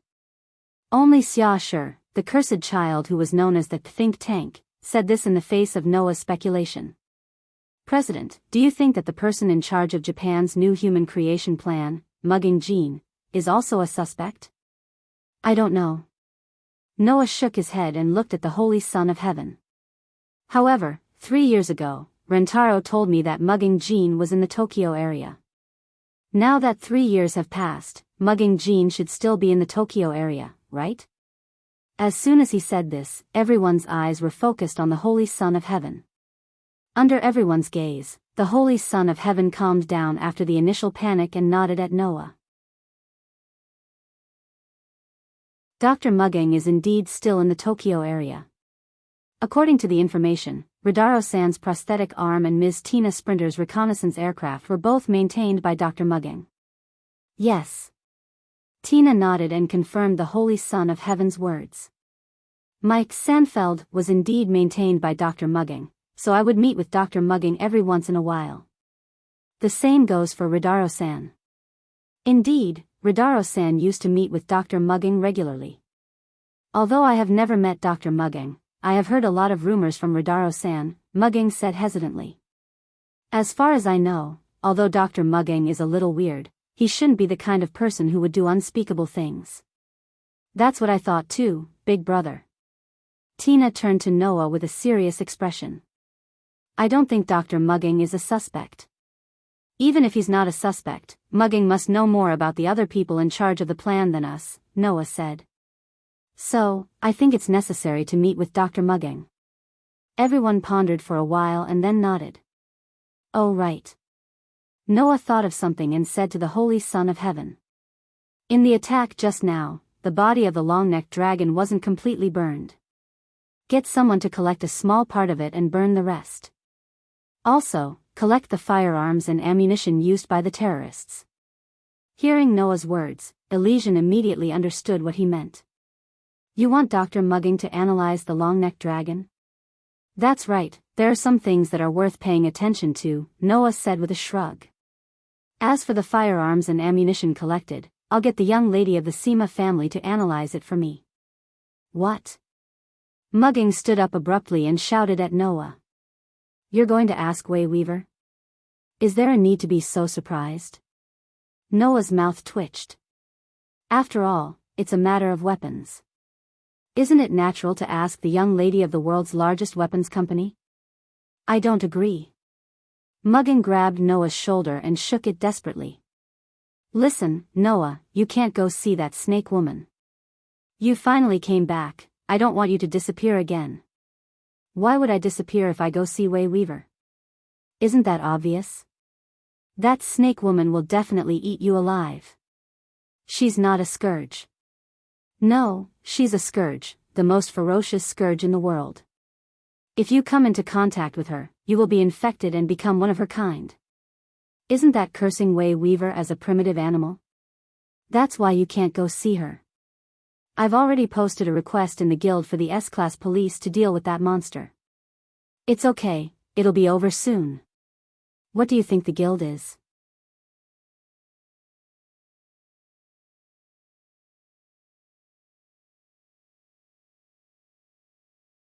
Chapter 2109. Noah had to repeat again that mugging really didn't change at all. Even if the childishness on the outside had completely faded and he became very mature, the inner childishness was still retained. It had been 3 years, but when it came to Unweaver, mugging still had a bitter and agitated look. This made Noah really begin to doubt whether it was a wise choice to let mugging handle the guild. Noah could only be glad that now that Fairy Tale had the ability to become the world's overlord, mugging was also entangled with all kinds of things. He was so busy that he didn't have time to care about personal grudges. Otherwise, with Mugging's hatred for Unweaver, it was really possible for him to abuse his power for personal gain and lead the entire Fairy Tale to flatten the Sema family and eliminate Unweaver. In the end, in a flurry, Hina and Xiaoshu finally stopped and planned to imprison Noah with handcuffs. They didn't want to let Noah see mugging. And because of Mugging's disturbance, the original serious business couldn't be discussed, so many problems were not mentioned. For example, during the attack, the question of how the military helicopter used by the terrorists was able to smuggle the long-necked protozoa into the Tokyo area had yet to be solved. Of course, this problem was no longer a problem that Noah and the others needed to pay attention to, but as the ruler of the Tokyo area, Xingzi needed to pay attention to it. Therefore, after Mugging's disturbance, the following matters became somewhat unimportant. Then, mugging was taken away by Hina and Xiaoshu. Not sure if it was intentional, the 3 girls didn't find Noah to leave together, but let Noah stay in the holy residence alone with Xingzi. Noticing that it was suddenly 2 people alone, Xingzi lowered his head and rubbed his hands nervously. After 3 seconds, he immediately surrendered. I'll let people collect the long-necked dragon's body and the terrorists' guns and ammunition, you go to my room first. After leaving such a sentence, Xingzi ran away without a trace. Noah could only smile bitterly, and according to his memory, he came to Xingzi's room. Kacha, with the slight sound of the door opening, the boudoir, which was regarded as an idol by the people in the Tokyo area, entered Noah's field of vision and was fully presented. It was a room that was no different from the image in Noah's memory. In other words, in 3 years, Xingzi's room didn't change much, and it was still exactly the same as 3 years ago, exactly the same as Noah's memory. The position of the bed didn't change. The position of the furniture didn't change. The position of the table and chairs didn't change. Even the fluttering curtain in front of the window didn't seem to change, it was still as white as 3 years. Xingzi's room, Xingzi's room, Xingzi's SS, Xingzi's right.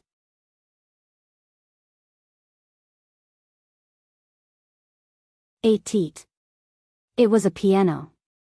Xingzi's teat, S. Back then, when he first came to this room, Noah was also attracted by this piano. However, it was different from now. At that time, he was only attracted because he wanted to play a song on a whim. Thinking back to that time, Noah sat down, closed his eyes, and recalled the piano skills that he hadn't used for a long time. His hands involuntarily began to play. Ding! The sound of the zither, which was as light as a bell, became the first note that Noah pressed. In the next second, an exceptionally pleasant tune began to play rhythmically, reverberating throughout the entire room. It was a song that could awaken memories. The first time he came to this room and played the piano on a whim, Noah played this song. At that time, Noah put his emotions into this song. He left the fairy tale world and established the fairy tale guild in another world. He fought against various evil forces for more than a year. At that time, Noah put his emotions into the song. He missed his hometown, missed his companions in the guild, and missed his family. Perhaps it was because of the emotional relationship. At that time, the song that Noah played was undoubtedly very beautiful. Even Shengzi was attracted to it. Come to think of it, that should be the beginning of Noah's first private communication with the Holy Son of Heaven. If it wasn't for that song, perhaps Sage Son of Heaven wouldn't have had the chance to fall in love with Noah. Thinking of this, Noah once again played this song. What he put into it was not the thoughts of his hometown or his family, but the memories of the past. He recalled the first time they met, but because of a dispute due to different standpoints, that holy girl showed selflessness. He recalled that when he defeated the Scorpio constellation, but because he couldn't deal with the main culprit, Chrysanthemum Tendo, that holy girl was speechless. He recalled that when Chiwu Zhongshuan came to Tokyo for talks, but because he couldn't understand the dictator, that holy girl showed helplessness. He recalled that when the Third Battle of Tokyo broke out, but because she couldn't get his help, that holy girl showed helplessness. Also, when he was about to leave this world and start a new journey, in order to express her feelings to him, that holy girl showed shyness and reluctance. All of these, accompanied by Noah's memories, were poured into this song. Along with each syllable, each section of rhythm, they jumped in the surrounding space. After a long time, the song full of memories gradually came to an end. Noah stopped playing and opened his eyes. In the next second, Noah saw it. At the door of the room, a holy girl wearing a wedding dress stood there, both hands covering her mouth. Her cheeks were already wet, and tears kept dripping down. Seeing this scene, Noah was not surprised, nor did he panic. His heart was filled with inconceivable calmness.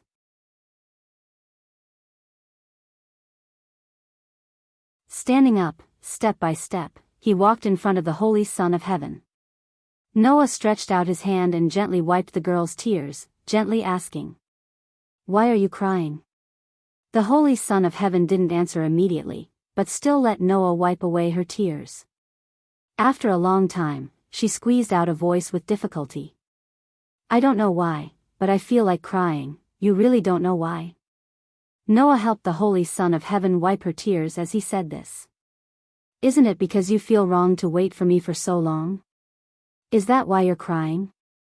The Holy Son of Heaven shook her head and whispered, "I don't feel wronged. I just feel that it's great that you can come back." This one sentence expressed all the feelings in the girl's heart.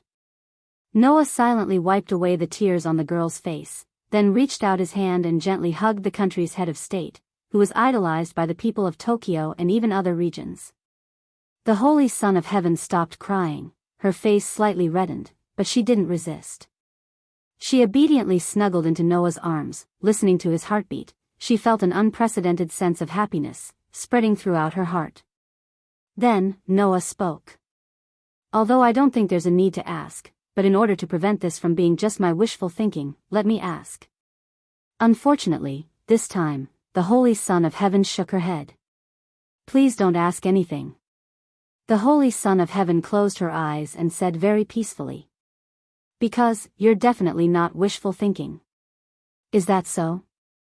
Noah hugged the Holy Son of Heaven and whispered in her ear, "You don't regret it?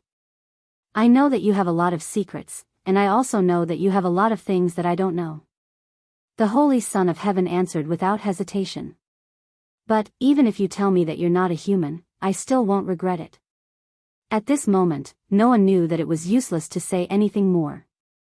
Thus, Noah gently lifted the girl's chin, and in her slightly panicked eyes, he stole her first kiss. The helpless whimper dissipated into the air, and a second later, it turned into rapid breathing. The girl was helplessly captured by the domineering man's lips, struggling to no avail. In the end, she could only shyly close her eyes and immerse herself in the kiss.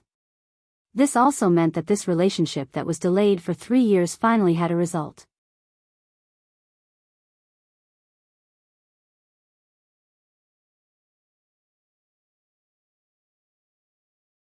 Chapter 21:10. The day of Noah's return was undoubtedly very long. Even for Noah, he had been busy with a lot of things on this day. First, he returned to Fairyland and witnessed the heyday of fairy tale. Then, he rushed to the Tokyo area and encountered Mugang's attack. Then, there was the establishment of his relationship with the Holy Sun. After one thing after another, even if Noah had unlimited stamina, he still felt that this day was unusually long, and it made him feel a little tired. Especially after Noah's return, Mugang had the tendency to throw all the work that the guild leader should do back to him, making Noah feel that he had just returned but did not even have time to rest. Fortunately, due to the attack, the international conference held by the various countries was postponed to 3 days later. Otherwise, the next day, Mugang would definitely let Noah attend the conference as the true guild leader of fairy tale. In fact, Mugang did have such thoughts. The news of Noah's return had spread throughout Fairyland. Now, all the well-informed people already knew that the true master of Fairyland had returned. Under such circumstances, the various countries' representatives who had been on guard against Fairyland would not know that Noah had returned. Therefore, everyone began to be curious about what kind of person the guild leader of fairy tale, who had the ability to dominate the world, was. And was there any meaning to his return at this time? Perhaps it was because of this relationship that the various countries' representatives took the initiative to postpone the international conference. After all, in order to achieve something in the meeting, everyone needed some time to prepare in the face of Noah, who had appeared out of nowhere. They did not want to be caught off guard in the meeting when they did not know this person. In other words, although it had not been announced, almost everyone thought that Noah would attend the international conference in 3 days' time. Or rather, as the true guild leader of fairy tale, it would be fake if he did not attend this international conference. No matter what, anyone with a discerning eye could see that this international conference was about fairy tale. Therefore, it was reasonable for Noah to attend the international conference as the president. Not only did the others think so, but Mugang also thought so. Since Noah was back, it would be more appropriate to hand over the international conference to Noah. In response, Noah said helplessly, "Don't worry. Things have to be done one by one. Since the international conference is 3 days later, we have to settle the rest of the things in these 3 days." What is it? Wuxiang Association. This mysterious organization that had appeared out of nowhere, it was impossible not to know about it. Perhaps in the eyes of others, Noah, as a guild leader who had the ability to dominate the entire world, would only care about these small fries if he had nothing better to do. There were so many shady organizations in the world. How could they manage all of them? This idea was not without reason. However, this so-called Wuxiang Association was definitely not some small fries. Could small fries be able to control stage 4 gastronomic animals and make use of them? It could not be, right? At least, in this world, let alone Noah, even Mugang and the Holy Sun had never seen or heard of such a method to control gastronomic animals. In other words, although this Wuxiang Association had appeared out of nowhere, it had done something that no country in the world could do. Based on this alone, Noah felt that he could not ignore this mysterious organization. Even if he did not care, Fairyland was such a large territory that he needed to protect. If he did not pay attention to it, he would lose more than he gained if he fell into a trap. If Noah, who had killed countless gods, were to suffer in the hands of a group of humans who were worse than scum, then he should really find a place to end his own life. Noah did not want to look down on a group of ants hiding in the dark. No one knew if they would suddenly crawl out and bite him. Because of this, Noah felt that he should first meet one of the strongest minds in this world. However, in order to prevent yesterday's attack from happening again, Noah needed to arrange some backup plans. This, in the living room of the holy residence, the Holy Sun, Mugang, Hina, and Xiaoshi looked at each other. In front of the group of 4 girls, Aster, Athena, Orpheus, and Lilith, the 4 petite girls, stood in a line and looked at the Holy Sun and the others with the same expressionless face. Looking at the 4 little girls, the Holy Sun, Mugang, Hina, and Xiaoshi looked at each other. The Holy Sun was the first to speak and asked tentatively. "These children are," Noah scratched his face and said to his 4 contracted partners, "How should I put it? Introduce yourselves." Hearing this, Aster, Athena, Orpheus, and Lilith looked up at the same time. Aster. Aster said expressionlessly. I am Master's sword. Athena. Athena said faintly. I have some bad luck with this guy. Orpheus. Orpheus said concisely. He's family with Noah. Lilith. Lilith tilted her head and said directly. Someone who has always been with Noah. The unique self-introductions did not make the crowd feel relieved. Instead, it made them look at each other in dismay once again. Okay, my bad. Noah covered his face and said helplessly. Just think of it as the initiator that I found in these 3 years. This was enough to explain everything. However, Hina had a reaction to this. I can't pretend that I didn't hear this. Tina, who would become sleepy during the day due to the owl factor, instantly woke up.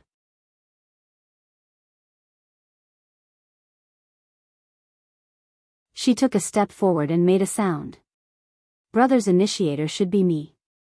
Tina's words caused Aster, Athena, Orpheus, and Lilith to turn their gazes toward her. Oh. Athena smiled. So you want to steal Master from us, right? Moss. Master? Hina's expression became interesting. So that's how it is? Mugging and Xiaoshi were shocked. They took a few steps back and looked at Noah in a completely different light. So you've been playing this game for the past 3 years? You. Even Elysian Tianzi looked at Noah with a worried expression. Do you like this kind of game? I have to say, I admire your imagination. Noah's eyes twitched. Let me tell you first, I haven't done anything wrong. Also, I didn't let these children out to make you think of Pian Pian. I wanted them to protect you. Protect us? Elysian Tianzi and Mugging understood what Noah meant. Don't be fooled by their looks. As guards, there's no one more reliable than them in this world. Noah shrugged and looked at Aster and the others. Aster, Athena, you'll be in charge of protecting Elysian Tianzi. Orpheus, Lilith, you'll be in charge of protecting Mugging. Is that okay? What about Master? Aster gazed at Noah. His pair of purple eyes flickered with a mysterious luster as he spoke. Master doesn't need us anymore? She was still the same as before, able to speak so ambiguously with just one sentence. I'll go out for a while. Noah patted Aster's head. You guys stay and protect Elysian Tianzi and Mugging. Aster, Athena, Orpheus, and Lilith raised their heads and looked at Elysian Tianzi and Mugging. After a while, they nodded and agreed. As for Elysian Tianzi and Mugging, they looked at Noah. Mugging said directly. Do you want to see Dr. Mugging? Yes. Noah nodded and patted Tina's shoulder. So, Tina, can you be my tour guide and guard for now? An ecstatic smile appeared on Tina's face. Noah exchanged a look with Elysian Tianzi. Elysian Tianzi looked at Noah and said softly. Be careful. Noah nodded.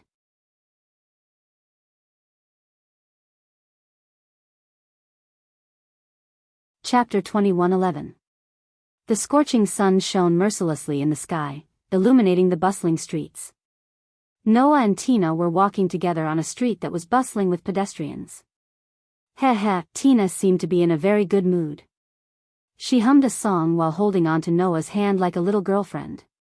Her face didn't have the confusion that would appear during the day, nor did it have the coldness that would appear during the night. Instead, there was only the cheerfulness and happiness of an ordinary little girl. After coming out of the holy residence, Tina had been in this state. Noah allowed Tina, who was in high spirits, to hold his hand. Looking at Tina, who was in a very good mood, he couldn't help but smile and ask. What made you so happy? Of course it's going out with Big Brother. Tina answered without hesitation. Whenever I think of Big Brother by my side, I'm very happy. Is that so? The smile on Noah's face more or less disappeared and he sighed. But, we didn't come out to play. We have serious business to do. It's okay. Tina's mood didn't lower at all and she smiled at Noah.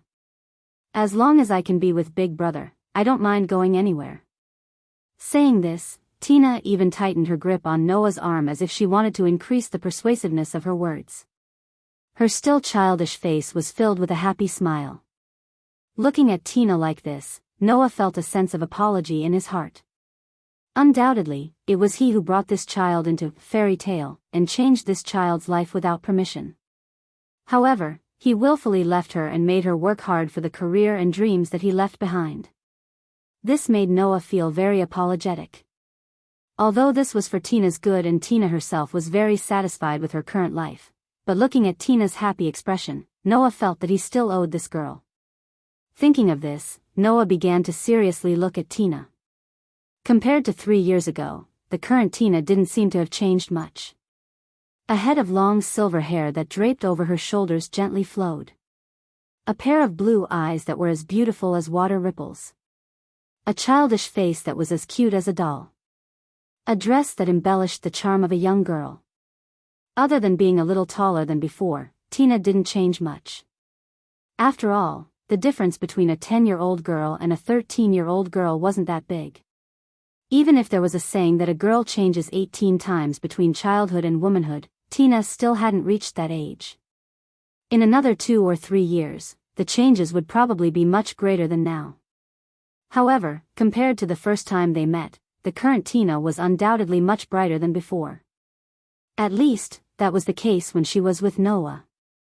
Hence, at this moment, in the eyes of outsiders, Tina was an extremely cute foreign girl, and she attracted the gazes of many passers-by.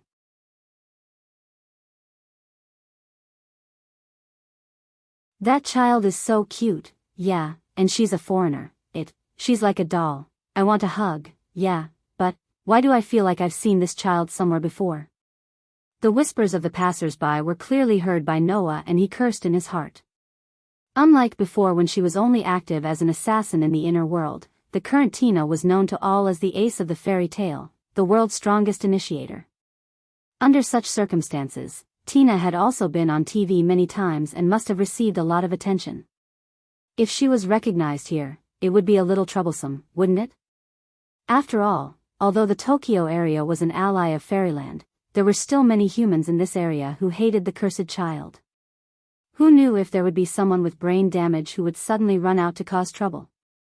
With this in mind, Noah patted Tina's hand and said softly, "Let's pick up the pace." Hearing this, Tina was slightly taken aback but immediately noticed the situation around them and nodded understandingly. However, Noah still clearly noticed the slight disappointment in Tina's eyes. Seeing this, Noah smiled helplessly and patted Tina's head. "Don't look so disappointed, we'll come out together again next time."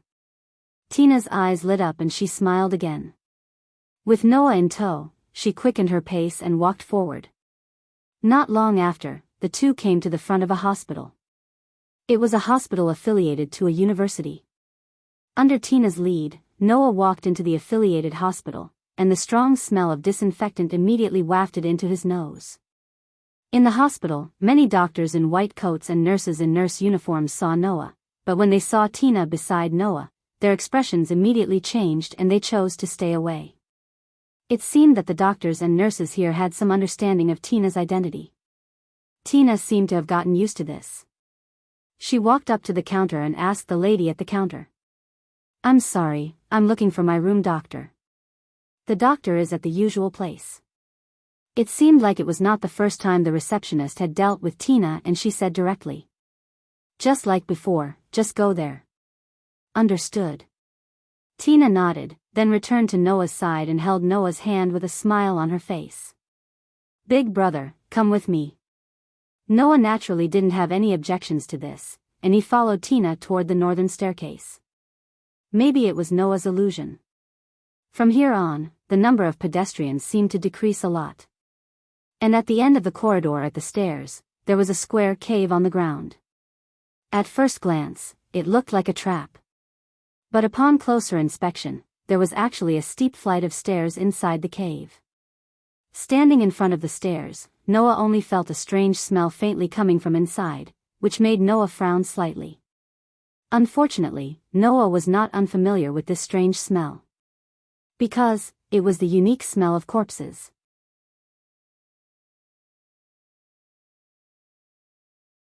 Tina. Noah said with a strange expression. Is this a morgue? Yes. Tina also let out a bitter laugh. Doctors usually live in the morgue. Noah's mouth twitched. The world's most powerful brain lives in a morgue. What kind of hobby is this? With this thought in mind, Noah followed Tina down the stairs and entered an underground tunnel that had a bit of a haunted house atmosphere. And at the end of the tunnel, there was a door carved with an exaggerated demon statue. Looking at this door, Noah began to confirm that this was definitely a strange person. Only Tina, with a look of indifference, pushed open the door and walked in. What appeared in front of them was a dark but surprisingly spacious room. There was an operating table, a desk, sophisticated instruments, a blackboard full of formulas, and so on in the room. It did not feel like a morgue, but more like an operating room or a research institute. Noah could even see that there was a corpse that had been embalmed lying on the operating table here, and there were also culture tanks filled with the corpses of primitive animals, which made his hair stand on end. If someone said that this was hell, there would definitely be people who would be willing to believe it, right? Noah could not help but say. Would anyone really be willing to live here? I don't think so. Tina's tone was full of uncertainty. But the doctor is a very strange person.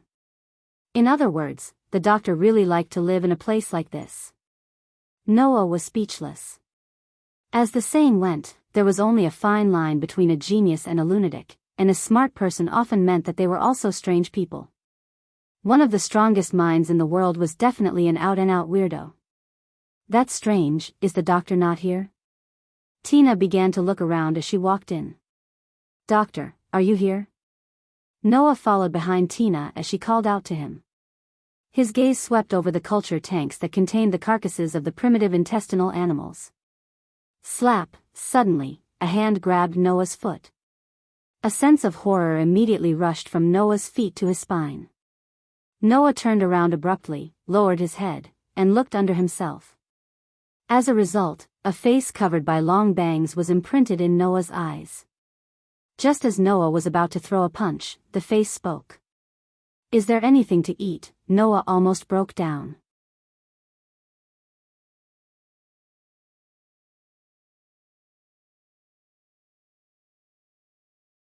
Chapter 21:12. In the dim morgue, a woman in a white coat was sitting in front of an office desk. She was desperately eating the white rice in the lunchbox in front of her, covering her entire face with rice grains. Noah and Tina sat side by side in front of each other, and both of them fell into a state of speechlessness at the sight of each of them gorging themselves like hungry ghosts. Especially Noah. Not only was he speechless, but he also had an indescribable feeling in his heart. The woman in front of him was eating and drinking like a starving ghost. If one only looked at her appearance, she was simply sloppy to the extreme. His skin had a sickly pallor. Her bangs were messy and long, covering half of her eyes. Undoubtedly, she had a pretty face. However, her eye sockets were slightly sunken, and there were dark circles around her eyes. If it weren't for the fact that she was wearing a white coat, no one would believe that this woman was one of the smartest people in the world. That's right. This woman was Miroto Jean. She was one of the people in charge of the Mechanical Soldier Project, the chief doctor of Rintaro, and a great scientist who was determined to save mankind with mechanical soldiers. Is this what they mean by, don't judge a book by its cover? Even though I had the same thought when I first met the doctor, it's a little rude of you to say that, big brother. Noah and Tina both wore wry smiles on their faces as they looked on at Miroto, and their emotions were extremely complex. After an unknown amount of time, Miroto finally finished her lunchbox. Phew. Miroto Jean let out a long sigh of relief. I'm finally alive. Noah and Hina looked at each other. Doctor. Hina raised her hand and asked meekly.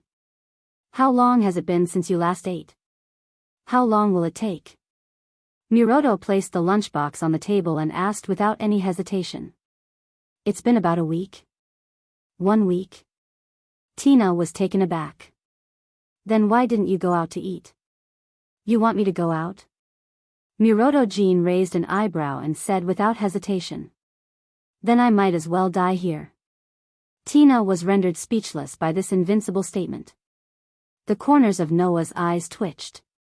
It's just going out for a meal. Why do you have to risk your life? Isn't that obvious? Muido Kino said sternly. Today's world is completely finished.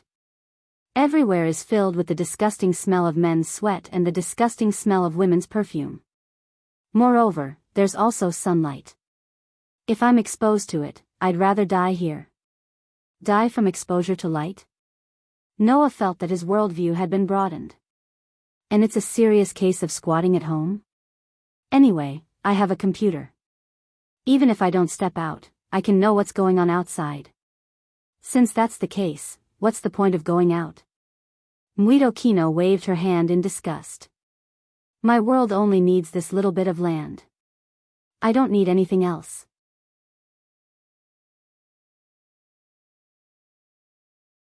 What's important is. Noah and Tina unconsciously leaned forward. Then, Muido Kino smiled. What's important is that it's very tiring to go out, so I don't want to go out. Tina almost lost her balance and fell to the ground. Noah's lips twitched, and he turned his head away as if he couldn't bear to look at her.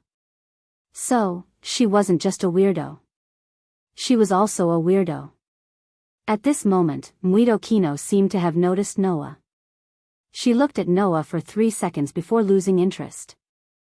I thought Tina would bring me a corpse. What a bummer. Do you want to see a corpse more than a living person? There have been too few deaths recently.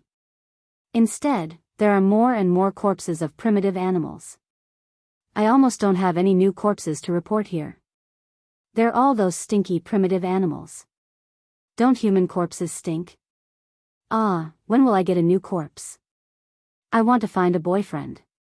Hurry up and bring it to me. Is it okay to find a corpse to be a boyfriend? Oh right, a lot of terrorists died yesterday. Apparently, they were all killed by attacking Magang.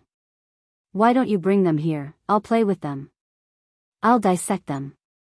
She was definitely going to say play with them, right? Seeing Muido Kino complaining, Noah felt like his ability to complain had skyrocketed. Even Tina didn't know what to say. She looked at Noah as if she was about to cry. I'm sorry, brother. Even though I've been with Dr. Muido for 3 years, I still can't get used to it. It's okay, it's good that you're not used to it. If he got used to it, he would definitely become the second weirdo that people couldn't bear to look at. Noah patted Tina's head comfortingly. He then looked at Muido Kino, who was laughing at him. You're Dr. Muido, right? I've heard a lot about you. I feel that in this era, many people have begun to gradually forget about me. Because I don't go out, and I'm not as passionate about research as before. Now, I'm just a doctor who likes to dissect corpses. Muido Kino glanced at Noah. On the contrary, I feel like I should say that I've heard a lot about you. Oh. Noah raised his eyebrows. Do you know me? Although I don't want my memory to be so good, at least I can still remember things that happened a few years ago. Muido Kino looked at Noah with a half-smile. The founder of the famous Cursed Child Shelter, the most primitive person who changed the world, and now the leader of a civilian guild that has the ability to become the world's overlord. You should have heard of him before, right? Muido Kino turned around, poured a cup of hot coffee from the kettle, and said. Besides, the little brat and the little girl who often come to my place have mentioned your name more than once. I'm still thinking about when I'll have the chance to meet you. I must see what you look like, the person who started the new era. The person who started the new era? Noah chuckled. Aren't you flattering me a little too much?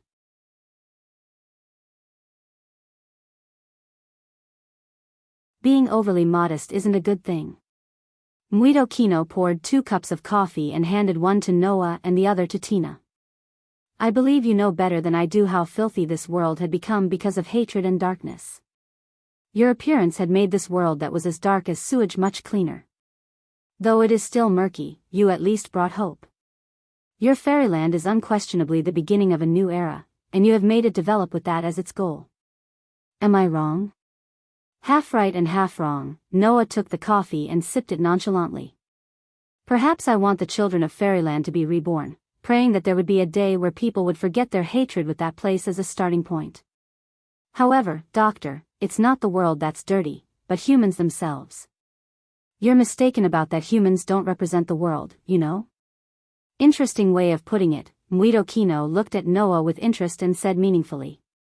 But it's because humans can't represent the world that the protogut animals appeared, right? The atmosphere in the morgue instantly turned heavy. All right, let's not talk about these meaningless things. Muido Kino crossed her legs and looked at Tina. Since you brought this brother of yours, you don't want me to defend Sandfeld, do you? Yes. Tina nodded. Actually, it's your big brother who wants to talk to you. That's to be expected. She turned around and looked at Noah. Her eyes, which were covered by her bangs, slowly narrowed.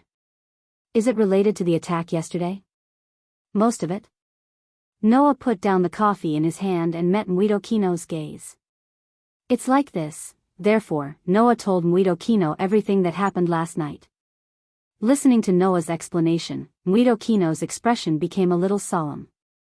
When Noah mentioned Juiyu, her pupils slightly shrank, and she fell into silence. A protogut animal that can be controlled by humans and a mechanical soldier that can be reborn with just a piece of brain fragment. Muido Kino mocked. So that's where you went, Albrecht Grunewald.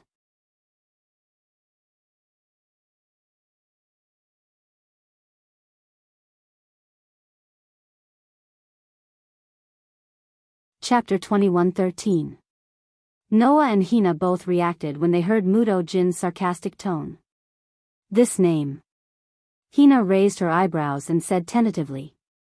It's the name of the person in charge of the mechanized soldier project, right? That's right. Mudo Jin's sarcastic tone didn't weaken. Albrecht Grunewald, who was in charge of the entire mechanized soldier project and was in charge of all of us. That's the guy I just mentioned. Then why are you mentioning him now? Noah frowned. Could it be that he's the one who mechanized Juiwen? Are you trying to say that I'm baseless? Mudo Jin curled her lips. But I'm certain that he's the one who mechanized Juiwen. Undoubtedly, Mudo Jin's words were baseless, but Noah's frown deepened. Looking at Noah's expression, Muido Kino suddenly said. At the beginning of the mechanized soldier project, Arthur, Anne, and I all had our own research institutes in Japan, the United States, and Australia. You should know this, right? Of course. After all, after the mechanized soldier project was launched, the project was given another name by the person in charge. The Japan branch was called the New Humanity Creation Project. The United States branch was called Next. The Australia branch was called Obelisk. Of course, as the people in charge of the three countries, Mudo Jin, Ayn Rand, and Arthur Shannock all had their own research institutes in their own countries. In that case, I want to ask you. Mudo Jin looked straight at Noah and said. Have you ever heard of the person in charge of Germany setting up his own research institute in Germany? Noah was stunned for a moment, and then he suddenly understood. That's right. The first three people in charge all had their own research institutes and projects. Only Grunewald, in this regard, only mentioned that he was the highest person in charge of the entire project and that he belonged to the country. There had never been any mention of a German branch project or research institute. That's why that guy has always been weird. Muido Kino clicked her tongue. He didn't set up a research institute in his own country. Instead, he set up his own research facilities in Japan, the United States, and Australia to carry out the mechanization program. Therefore, in Japan, there were also people who were transformed by Grunewald. A Japanese cyborg? Noah's heart skipped a beat. Could it be? Looks like you've already figured it out. Muido Kino confirmed Noah's guess. It's that mechanical soldier called Leech Shadow In. What? Tina was shocked. In other words, the leech's shadow was not modified by you, but by Professor Grunewald? That's right. Miroto nodded. Although the leech's shadow is nominally a mechanical soldier of the new human creation plan, and it was once part of the 787th Mechanized Special Unit of the Eastern Ground Self-Defense Force, it is not under my jurisdiction. It is under the jurisdiction of Grunewald. In other words, the leech's shadow was most likely sent by Grunewald to participate in the attack. Since the leech's shadow was with the leech's shadow it was very likely that the leech's shadow was transformed by Grunewald. But this doesn't seem to be convincing, right? Noah pondered for a moment and said. Even if the leech's shadow was transformed by Professor Grunewald, and the leech's shadow was with the leech's shadow it still can't be confirmed that the transformation was done by Grunewald. No, I can be sure, Muido Kino said impatiently. Let's put aside the operation of injecting the protozoan virus into the human brain fragment and using the protozoan's regenerative ability to restore the entire brain. Just the technology of putting a human brain into a mechanical body and smoothly connecting the brain to the mechanical body so that the neurons can be transmitted to every corner of the mechanical body and move like one's own body is something I don't have the confidence to do. You don't have the confidence to do it? Tina was shocked. You mean? Noah had a flash of inspiration, and he understood Muido Kino's thoughts. You know what I'm trying to say, right? Muido Kino spread her hands. Since I don't have the confidence to do it, and then Arthur won't be able to do it either.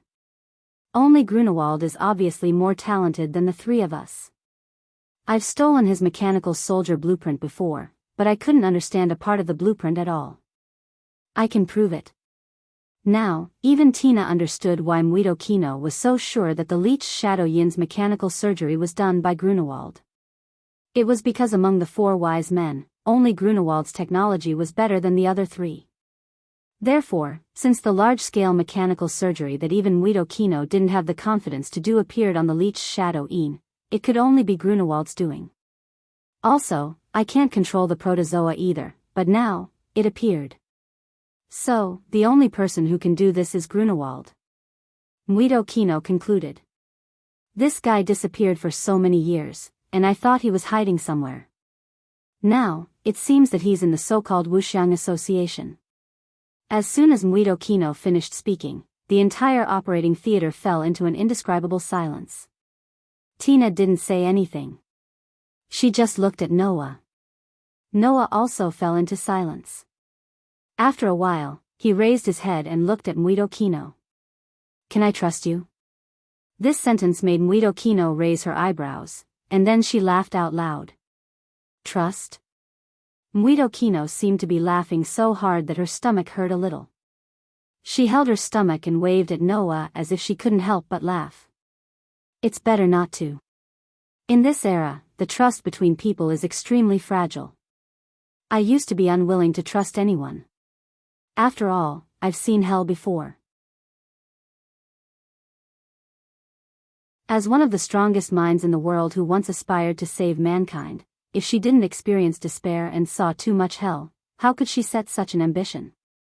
In addition, just like how Miroto Nara once stole Grunewald's technology, many people would try to get close to Miroto Nara in an attempt to steal her technology. It was natural that this outstanding scientist wouldn't be willing to trust anyone. However, looking at Muido Kino, who was holding her stomach and laughing, Noah suddenly laughed. You said that was in the past. Muido Kino's laughter came to an abrupt end. Yes, that was in the past. Muido Kino stopped laughing, and her tone became a little distant. Now, I'm just hiding in a place that doesn't see the light of day. Every day, there are corpses for me to dissect, and the kid who was kidnapped by me to hell and turned into a mechanical soldier by me. That's enough for me. Tina understood the meaning behind Muido Kino's words. This overly outstanding scientist was telling Noah that she would never perform mechanical surgeries again, nor would she want to join a mysterious organization and do something that would be despised by others. Because I've seen too much despair and hell. Muido Kino looked at Noah. While humans are praying to be saved, they have unilateral hatred, and even abuse for a group of children who can save them. They're even scheming against each other in this era. It's hopeless. I even once thought that the world was hopeless.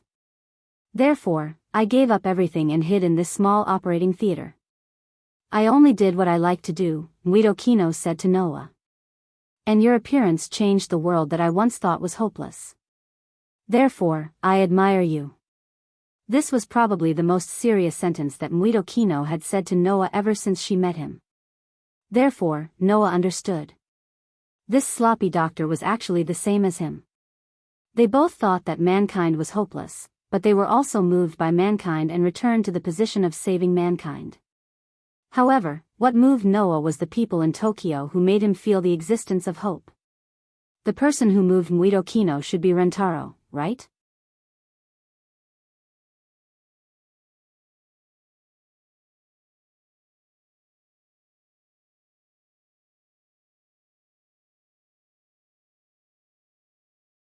Many people in the guild have also been targeted. Moreover, the higher the IP ranking of the member, the more they would be targeted. If that's the case, then we need to think about what reason our guild has that would cause the Five Siang Association to target us. Noah suggested. Thinking about it carefully, this time a year ago was also a hint. A year ago. Hina thought hard, but it didn't take long for her to be surprised. Speaking of a year ago, the first thing that came to mind was that the countries around the world finally realized that the number of cursed children in their countries had sharply decreased to the point that they could no longer ignore it, and then they noticed our guild, right? That's right. Noah curled his lips and smiled. It was also at that time that the countries around the world began to feel a sense of crisis, and felt that the world would be ruled by our guild, right? A sense of crisis? Hina seemed to have thought of something. Could it be that the Wuxiang Association also felt the same sense of crisis? Smart. Noah intimately pinched Hina's little nose. You weren't at the scene of the attack last night, so you might not know, but before the terrorist leader committed suicide, he said this sentence, "The world definitely belongs to us. The world definitely belongs to us." Hina's eyes widened. It can't be, the goal of the Wuxiang Association is, that's right. Noah sneered. The ultimate goal of the Wuxiang Association is to rule the world. That's why the Wuxiang Association targeted Fairy Tale. Because, in the current situation, Fairyland's Fairy Tale was the most likely force to rule the world. With such an unimaginable enemy like Fairy Tale appearing out of nowhere, how could the Wuxiang Association, whose goal was to rule the world, not feel a sense of crisis and target Fairy Tale? I'm afraid, the reason why this mysterious organization developed the technology to control gastronomic animals is to rule the world? Noah narrowed his eyes. If they can control gastronomic animals as they wish, then this mysterious organization will be able to destroy all the countries that resist them and establish their own hegemony. This is an organization with great ambition and potential. To think that they're researching ways to control gastronomic animals in order to rule the world. Hina said with a trembling voice. Are these people crazy? Among humans, there will always be some who daydream all day long, and do whatever they can to achieve it. Noah's voice carried a hint of coldness.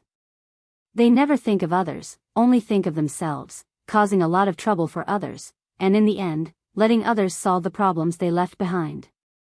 Just like what Muido Kino said, humans are hopeless. Then brother, what should we do?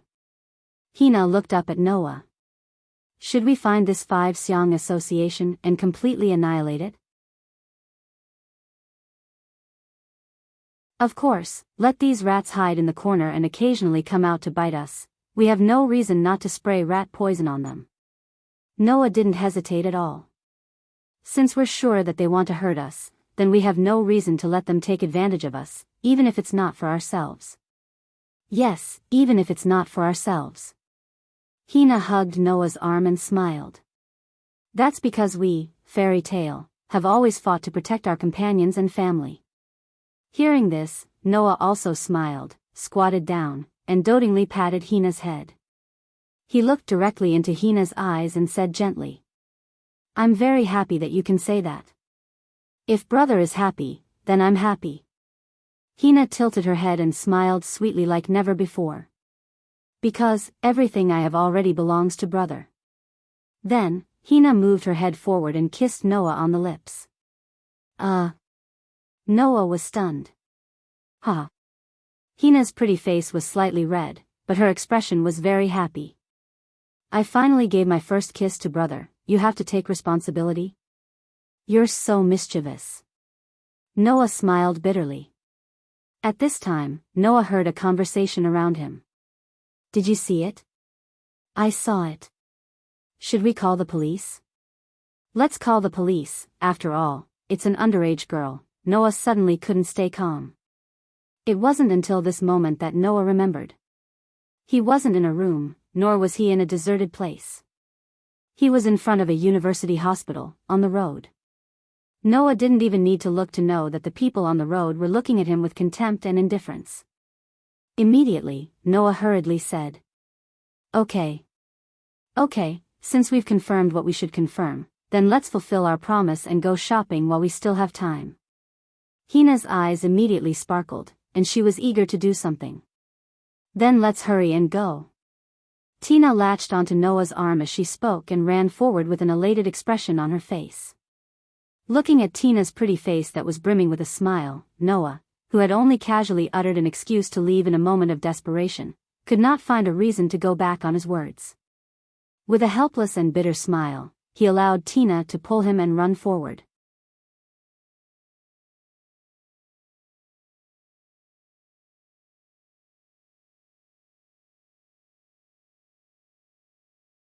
Chapter 21:15. After that, Noah accompanied Tina to almost the entire commercial street. In the past, when Noah had first met Tina, he had also taken Tina out for a stroll. That time was probably the first time in Tina's life that she felt human warmth. However, at that time, Yenju and Xiaoshi also went. In the eyes of others, it was like a brother taking three sisters out to play. But this time, there was only Noah and Tina, and it seemed that Tina was even happier than the last time. As such, Tina had completely transformed into a little girl of her age today, and she had been running around with Noah all this time. When they came to a stall selling cold drinks, the little girl would go up and directly order an ice cream and eat it with Noah. When they came to a clothing store with beautiful dresses, the little girl would go in and try on one dress after another, making the shop assistant look at Tina with love in their eyes. One could imagine how cute she was. When they were in the amusement park, the little girl would happily grab Noah's hand and rush inside to play one game after another. In the end, she even sat on the Ferris wheel. On the Ferris wheel, when Noah was not paying attention, she put her small lips on his and gave him a wave of benefits. Even when they met a child who was lost, the little girl would go over and gently comfort the child, and then ask Noah for help. This made Noah not know whether to laugh or cry, and he could only run around again to find the child's mother. In the end, when it was almost evening, Tina seemed to have finally exhausted her energy, and she followed Noah back to the holy residence. I'm really happy today. Walking in the corridor of the holy residence, Tina held a doll that Noah gave her in her hand and smiled contentedly. I haven't been this happy in a long time, it's all thanks to Big Brother. As long as you're happy. Noah smiled slightly. However, I didn't expect Tina to become so playful. In Noah's memory, his impression of Tina was still from 3 years ago. At that time, due to the owl gene in her body, Tina gave off a completely different feeling during the day and at night. However, in general, in front of Noah, Tina had always been a very obedient and quiet little girl. However, after a day of fooling around, Tina had completely transformed into a mischievous young girl that matched her age. Noah was truly taken aback. Tina also seemed to feel a little embarrassed about this. Because Big Brother will definitely be very busy in the future, so I have to take advantage of this time to satisfy myself. But are you okay? Noah asked. Although you once said in the past that even if you have the owl factor, you can still adjust to the time difference and move around during the day. But you were busy the whole night last night and didn't rest at all today. Is it okay? It's okay. Tina seemed to want to prove something and gave Noah a smile full of energy. Since reaching the domain, the activity of the protozoan virus in my body has increased a lot, and the owl factor in me has also become much more active. Even if I don't rest during the day, I will automatically adjust to the best state at night, although I will be more tired the next day. Automatically adjust to the best state? It was like the night version of the God Slayer. However, when it comes to the domain, what exactly is it? Noah raised such a question. Although I've heard before that among the police officers in the same profession, a portion of the super high-ranking initiators have reached this so-called domain realm, but when I was still in charge, our guild didn't have a single child who had reached domain. After all, in the past, Fairy Tail was just a civilian organization in the Tokyo area. Even if they recruited most of the outstanding police officers and most of the outstanding cursed children in the Tokyo area, even so, there had never been a pair of police officers in the top 100 IP rankings in the guild. It was only after Tina joined that the situation improved.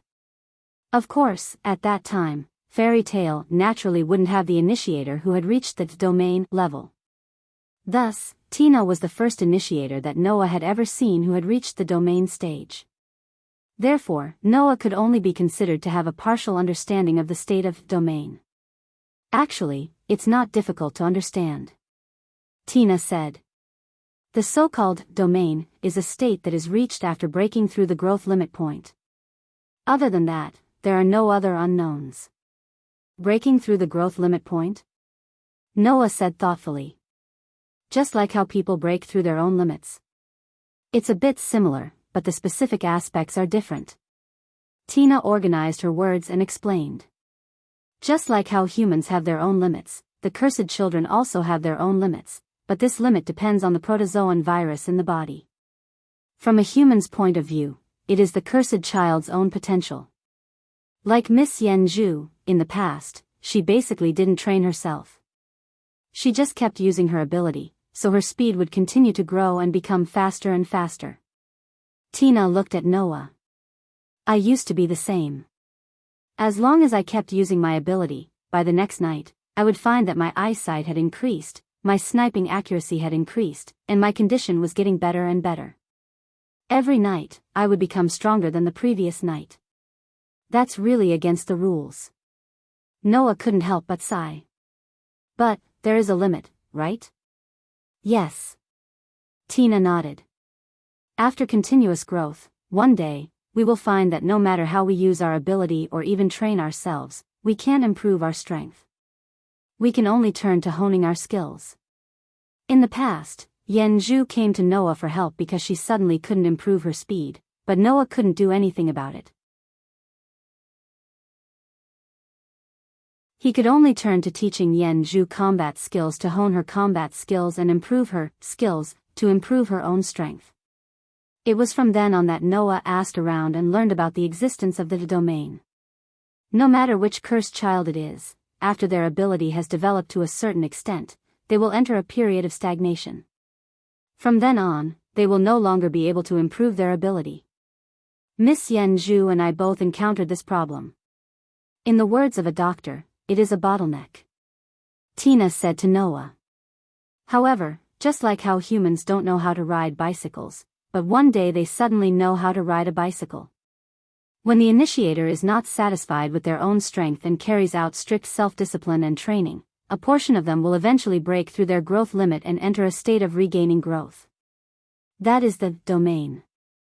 Once they enter this state, not only can they regain their growth, but their growth will also be much faster than before. Therefore, there is an unbridgeable gap in strength between those who have reached the domain and those who haven't. It is absolutely impossible for those who haven't reached the domain to defeat those who have reached the domain because of this reason. The first time I reached my growth limit was before I met my big brother.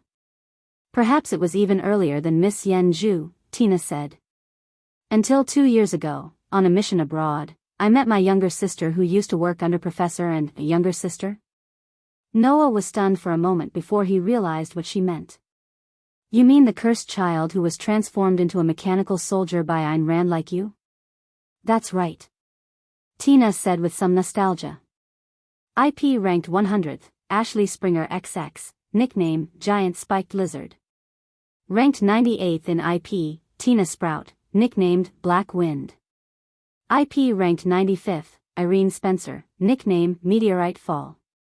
IP ranked 88th, Faye Miller, nickname Black Belly. IP ranked 70th, Louise Selesny, nickname Demon Queen. Ranked 21st in the IP rankings, Rita Sosberry, nicknamed Hades. The 6 above are the people who Professor Ayn Rand bought from the black market under various names when she was still alive. She used mechanical surgery to create these people who have the ability of both cursed children and mechanical soldiers. Tina's voice became a little heavy. After Professor Ayn passed away, all of my sisters also lost their jobs and shelter. You're tuning into the Dreamy Chapters YouTube channel. We're so grateful for your support, and don't forget to subscribe to join us on this incredible journey through captivating stories. Your generosity through donations truly makes a world of difference, as it's the primary source of revenue that allows me to expand and enhance this channel for you. Thank you from the bottom of my heart for being a part of this adventure.